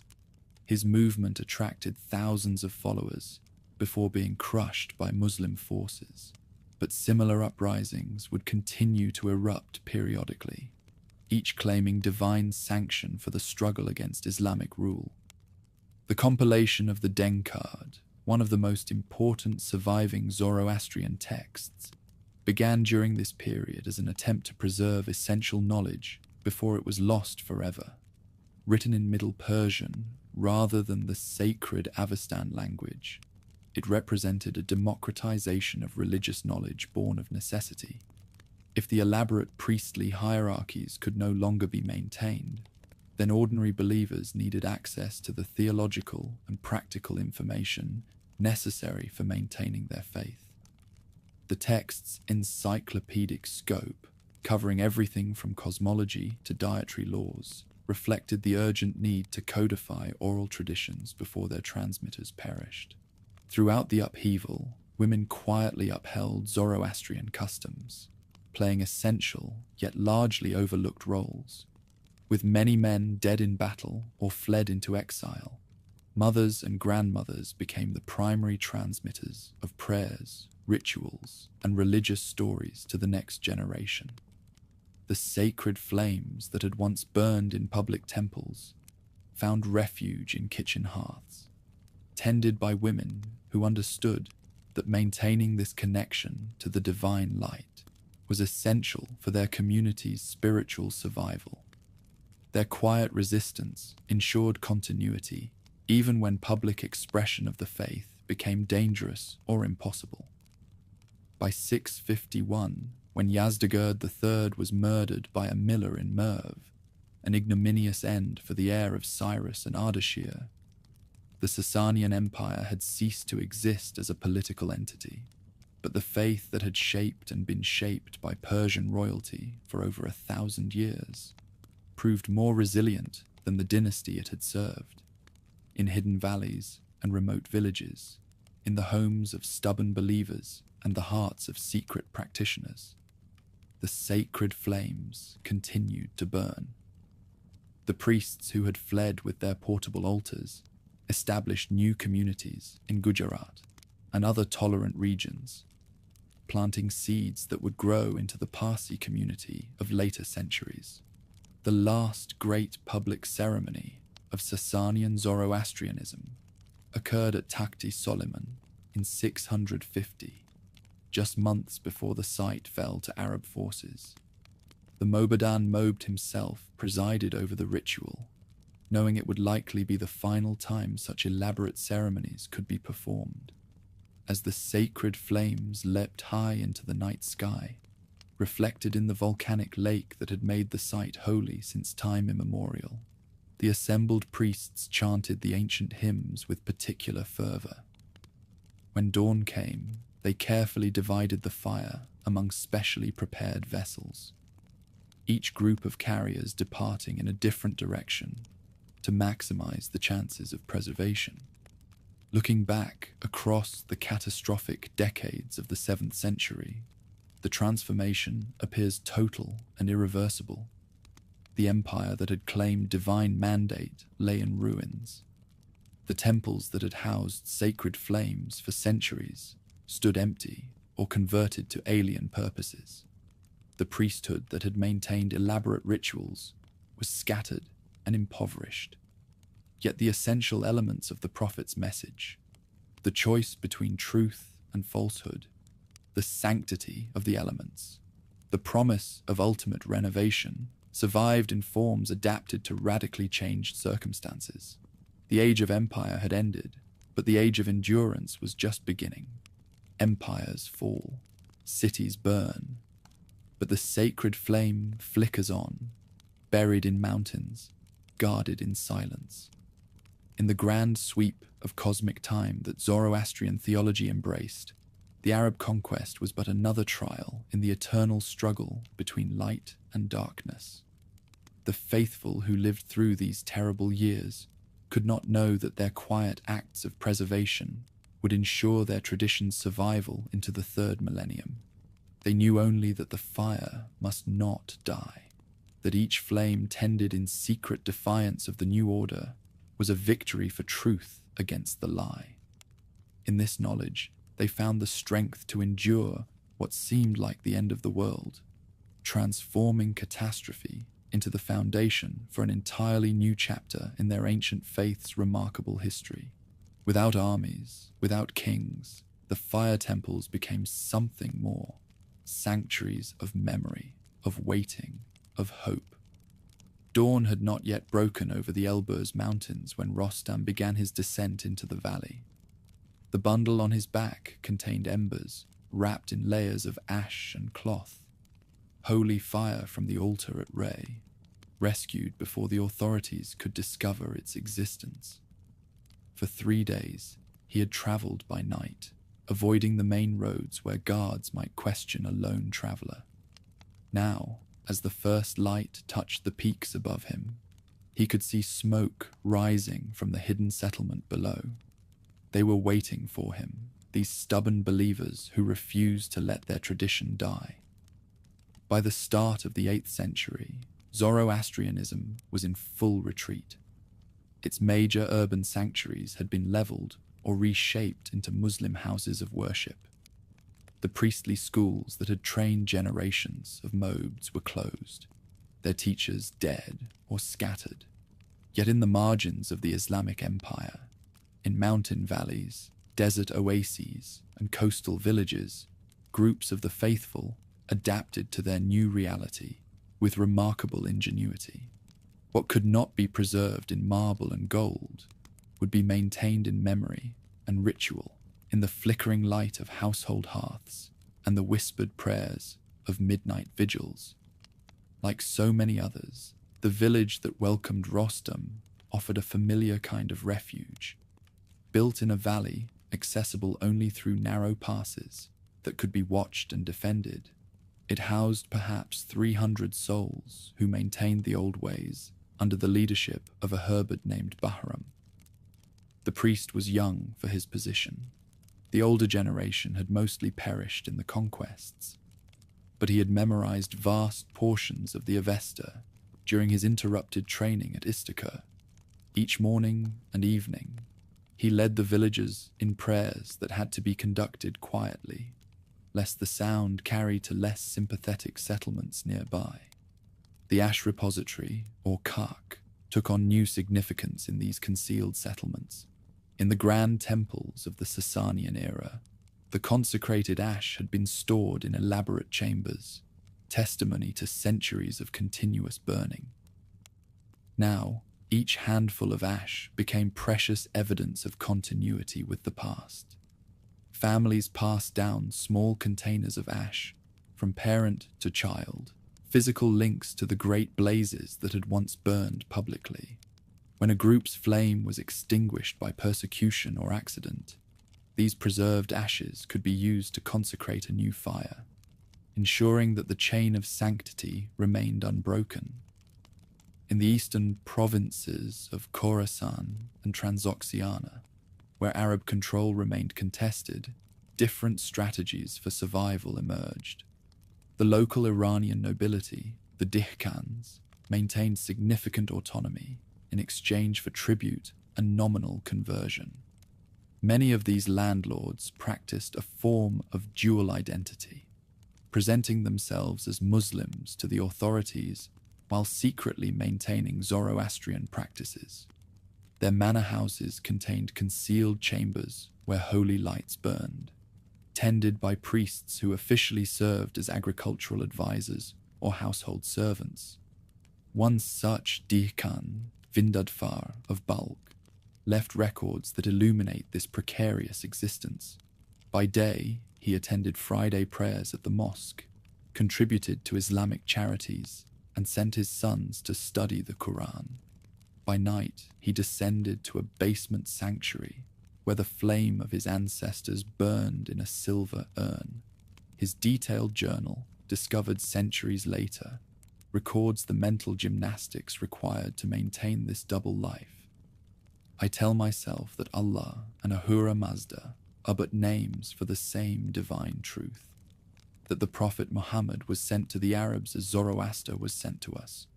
Yet in my heart, I know this reconciliation is born of necessity, not conviction. The compilation of Middle Persian texts accelerated during this period, driven by the urgent need to preserve knowledge before it vanished entirely. The Denkard, that encyclopedic collection of Zoroastrian learning, grew through the efforts of priests who understood they were racing against time. Working by candlelight in hidden scriptoriums, they translated Avestan texts into the vernacular, added explanatory commentaries, and recorded oral traditions that might otherwise die with their transmitters. The focus shifted from elaborate theological speculation to practical guidance, how to maintain ritual purity in hostile environments, how to perform essential ceremonies without attracting attention. how to teach children their faith when public instruction was forbidden. Just as damaging as religious oppression was the economic shift that reshaped Zoroastrian communities. The temple estates that had supported the priesthood were long gone, confiscated by the state or redistributed to Muslim settlers. Priests who had once devoted themselves entirely to ritual and study now needed earthly professions to survive. Some became physicians, finding that their knowledge of purification and herbal remedies translated well to medical practice. Others worked as scribes or teachers, their literacy making them valuable even to Muslim employers.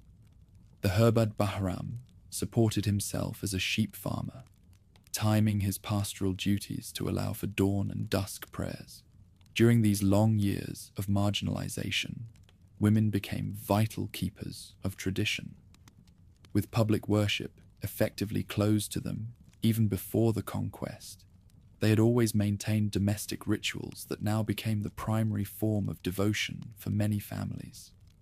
The eternal light that had once burned on temple altars found refuge in kitchen hearths, where women ensured it never died.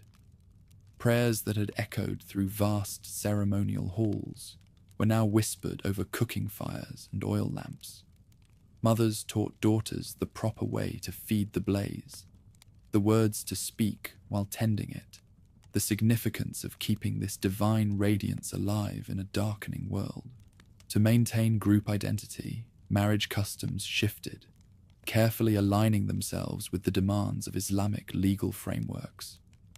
Since Muslim men could marry Zoroastrian women, but not vice versa, settlements developed elaborate strategies to prevent the loss of their daughters to conversion. Discrete networks arranged marriages between scattered Zoroastrian families, sometimes requiring travel of hundreds of miles to find suitable partners. The ceremony itself might be performed quietly in a private home, with Islamic authorities told merely that a family celebration was taking place. These unions, blessed before concealed altars rather than public shrines, maintained bloodlines and beliefs that might otherwise have been absorbed into the dominant culture. The development of the hearth fire theology represented a profound democratization of Zoroastrian practice, where once the tradition had centered on the great temple, blazes tended by hereditary priests, now every believer's home became a potential sanctuary. Theological justification for this shift came from reinterpretation of ancient texts that spoke of Atar's universal presence. If the divine radiance existed in every spark, then the humblest oil lamp possessed the same essential sanctity as the greatest altar. This theological adaptation, born of necessity, would prove crucial for the tradition's long-term survival. Merchant networks played an increasingly important role in maintaining connections between scattered settlements. Zoroastrian traders, traveling between Persia, Central Asia, and India, carried more than goods in their caravans. Concealed among bales of silk and sacks of spices were devotional texts, ritual implements, and messages between isolated groups. These merchants became informal clergy, performing marriages and funerals in places too small or too dangerous to support a permanent priest. Their travel documents, when they survive, reveal elaborate codes used to disguise spiritual content as commercial correspondence. The relationship with Islamic authorities varied dramatically by region and period. Under the early Abbasid caliphs, a degree of tolerance emerged that allowed some public expression of Zoroastrian identity. The translation movement centered in Baghdad drew on Zoroastrian scholars who possessed knowledge of Pahlavi texts containing Greek and Indian learning. Astronomers, physicians, and philosophers of Zoroastrian background contributed to the flowering of Islamic civilization while maintaining their private faith. Yet this tolerance remained fragile, subject to the whims of individual rulers and the pressures of religious politics. persecution could erupt suddenly and devastatingly. In 786, the governor of Sistan ordered the destruction of all remaining sanctuaries in his province, citing complaints from Muslim clerics about the corrupting influence of public flame worship. The Mobad Mihr Ormazd, who had maintained a small shrine in the provincial capital, was given the standard choice: conversion or death. He chose a third option, immolating himself in his own holy fire, rather than betray his beliefs or see the eternal light extinguished. His sacrifice inspired both increased devotion among the faithful and harsher crackdowns by authorities alarmed at such fanaticism. The Parsi migration to India, beginning in the 8th century and accelerating in the 9th, represented one survival strategy among many. These emigrants, whose name simply means Persian, carried consecrated embers across dangerous seas to establish new settlements in Gujarat and other western Indian regions. The story of their journey, preserved in the Qissa-e-Sanjan, tells of blazes maintained on storm-tossed ships, of negotiations with Hindu rulers for land to build sanctuaries, of adaptations made to harmonize with Indian customs while preserving essential beliefs. Not all approved of this abandonment of the homeland. Many priests argued that the ancestral land of Iran itself was holy, and that leaving constituted a form of apostasy. Back in Iran, those who remained developed increasingly sophisticated forms of spiritual dissimulation. The practice of taqiyya, typically associated with Shia Islam, found parallels in Zoroastrian groups that learned to hide their true beliefs behind acceptable facades. A family might maintain a prayer room that could quickly be transformed into an innocent storage area if authorities arrived. Children learned from an early age to give different answers about their convictions depending on who was asking. This constant vigilance and deception took a psychological toll, creating settlements marked by suspicion and secrecy, even among themselves. The role of dreams and visions increased during this period of persecution.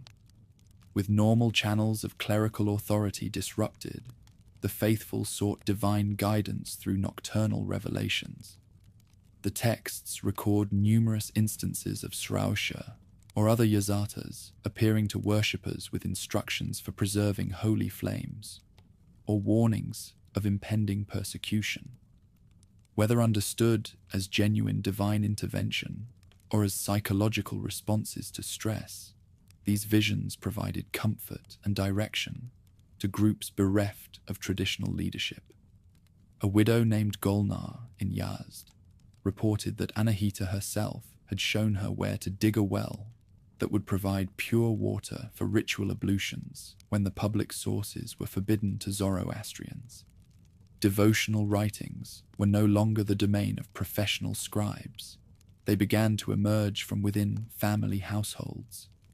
A father might spend years creating a single copy of the Vendidad to pass to his son, working by night after long days in the fields.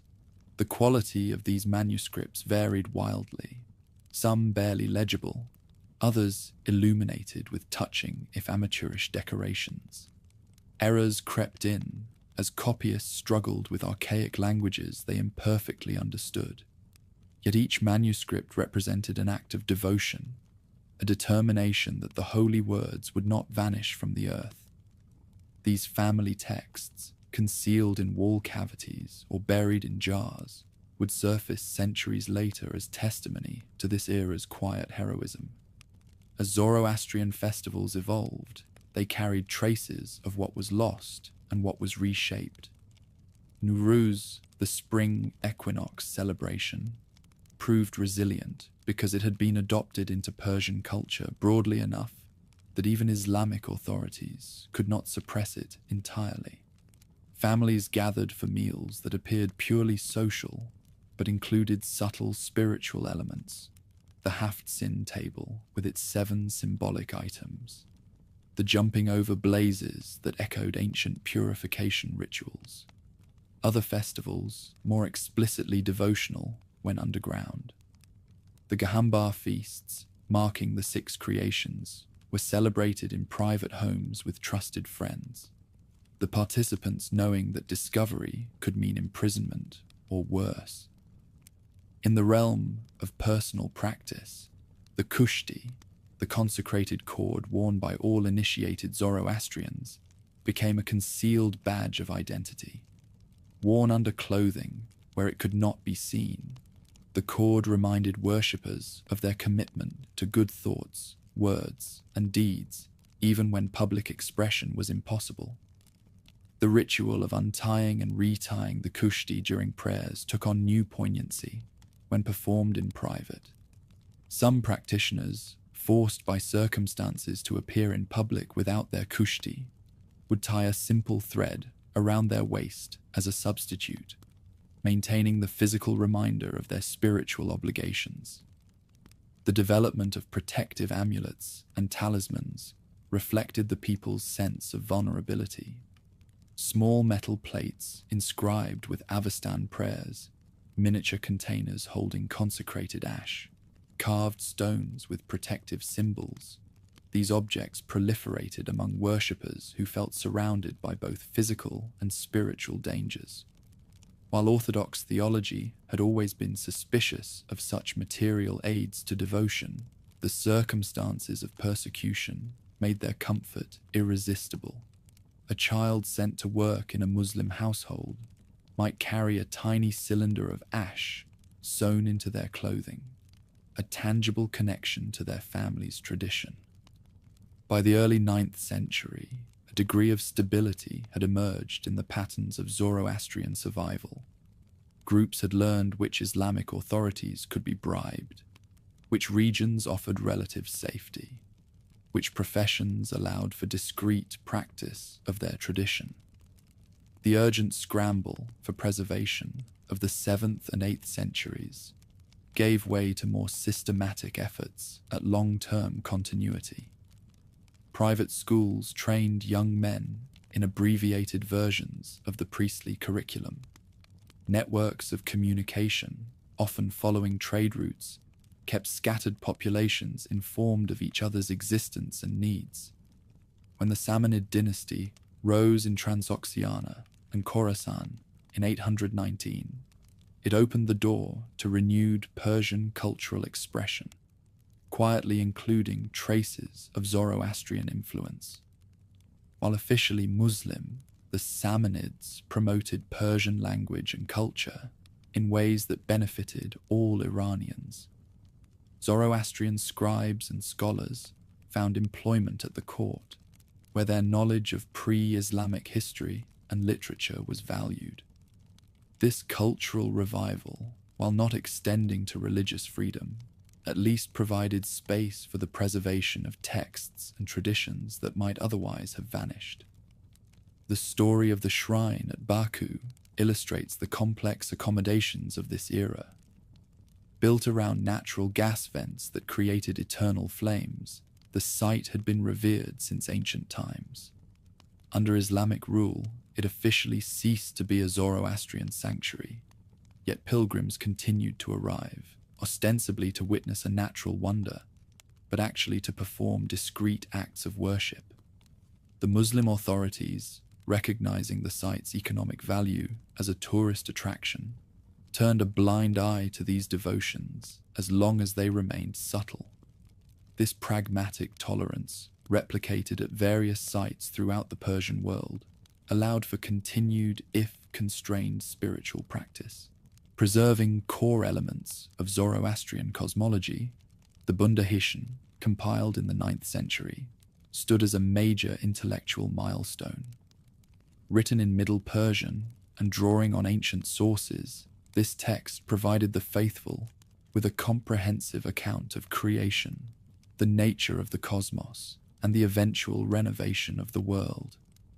Its emphasis on the ultimate triumph of good over evil offered hope to groups that must have sometimes wondered if they were living through the final darkness before the dawn. The text's survival in manuscripts concealed, transported, and copied through centuries of persecution, testifies to its importance for maintaining morale. As the 9th century drew to a close, the Zoroastrian population had achieved a precarious but sustainable equilibrium, reduced from millions to hundreds of thousands. Excluded from power and often from basic civil rights, they had nonetheless preserved the essential elements of their tradition.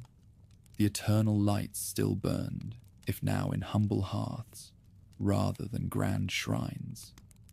The prayers were still recited, if in whispers rather than public chants. The hope of cosmic renovation still sustained the faithful through their earthly trials. Over time, Zoroastrianism shifted from the grandeur of empire to the intimacy of private belief, its public role reduced to whispered devotion. The losses were incalculable. Texts destroyed, customs forgotten, populations scattered or absorbed. Yet what survived possessed a refined purity, like gold tested in flame. The worshippers who gathered in private to tend their holy lights were not there for social advantage or political gain. They risked everything simply to maintain their connection to the divine radiance that Zoroaster had revealed 2 millennia before. Anism from an imperial religion to a minority faith, from a public institution to a private devotion.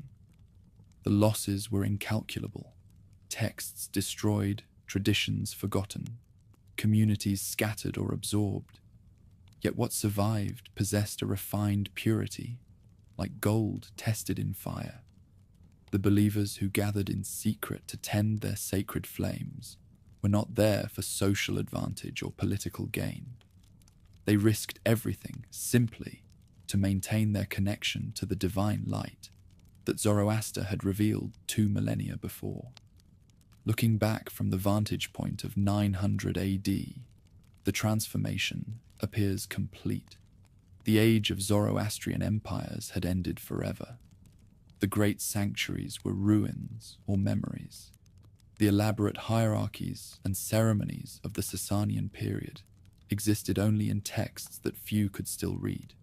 Yet the essential message, choose righteousness over falsehood, maintain purity in thought, word, and deed, trust in the ultimate triumph of light, burned on in the hearts of the devoted. They had learned that external power was transient, but that interior conviction, carefully tended like a holy flame, could survive any persecution. The shrines no longer stood in marble cities, but the flame lived, carried not by kings, but by the faithful.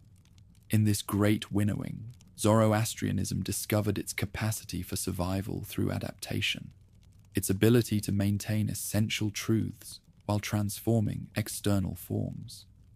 The concealed blazes of these centuries would eventually emerge into the light again, in India as the Parsi tradition, in Iran as small but persistent minorities, and in the global diaspora of modern times.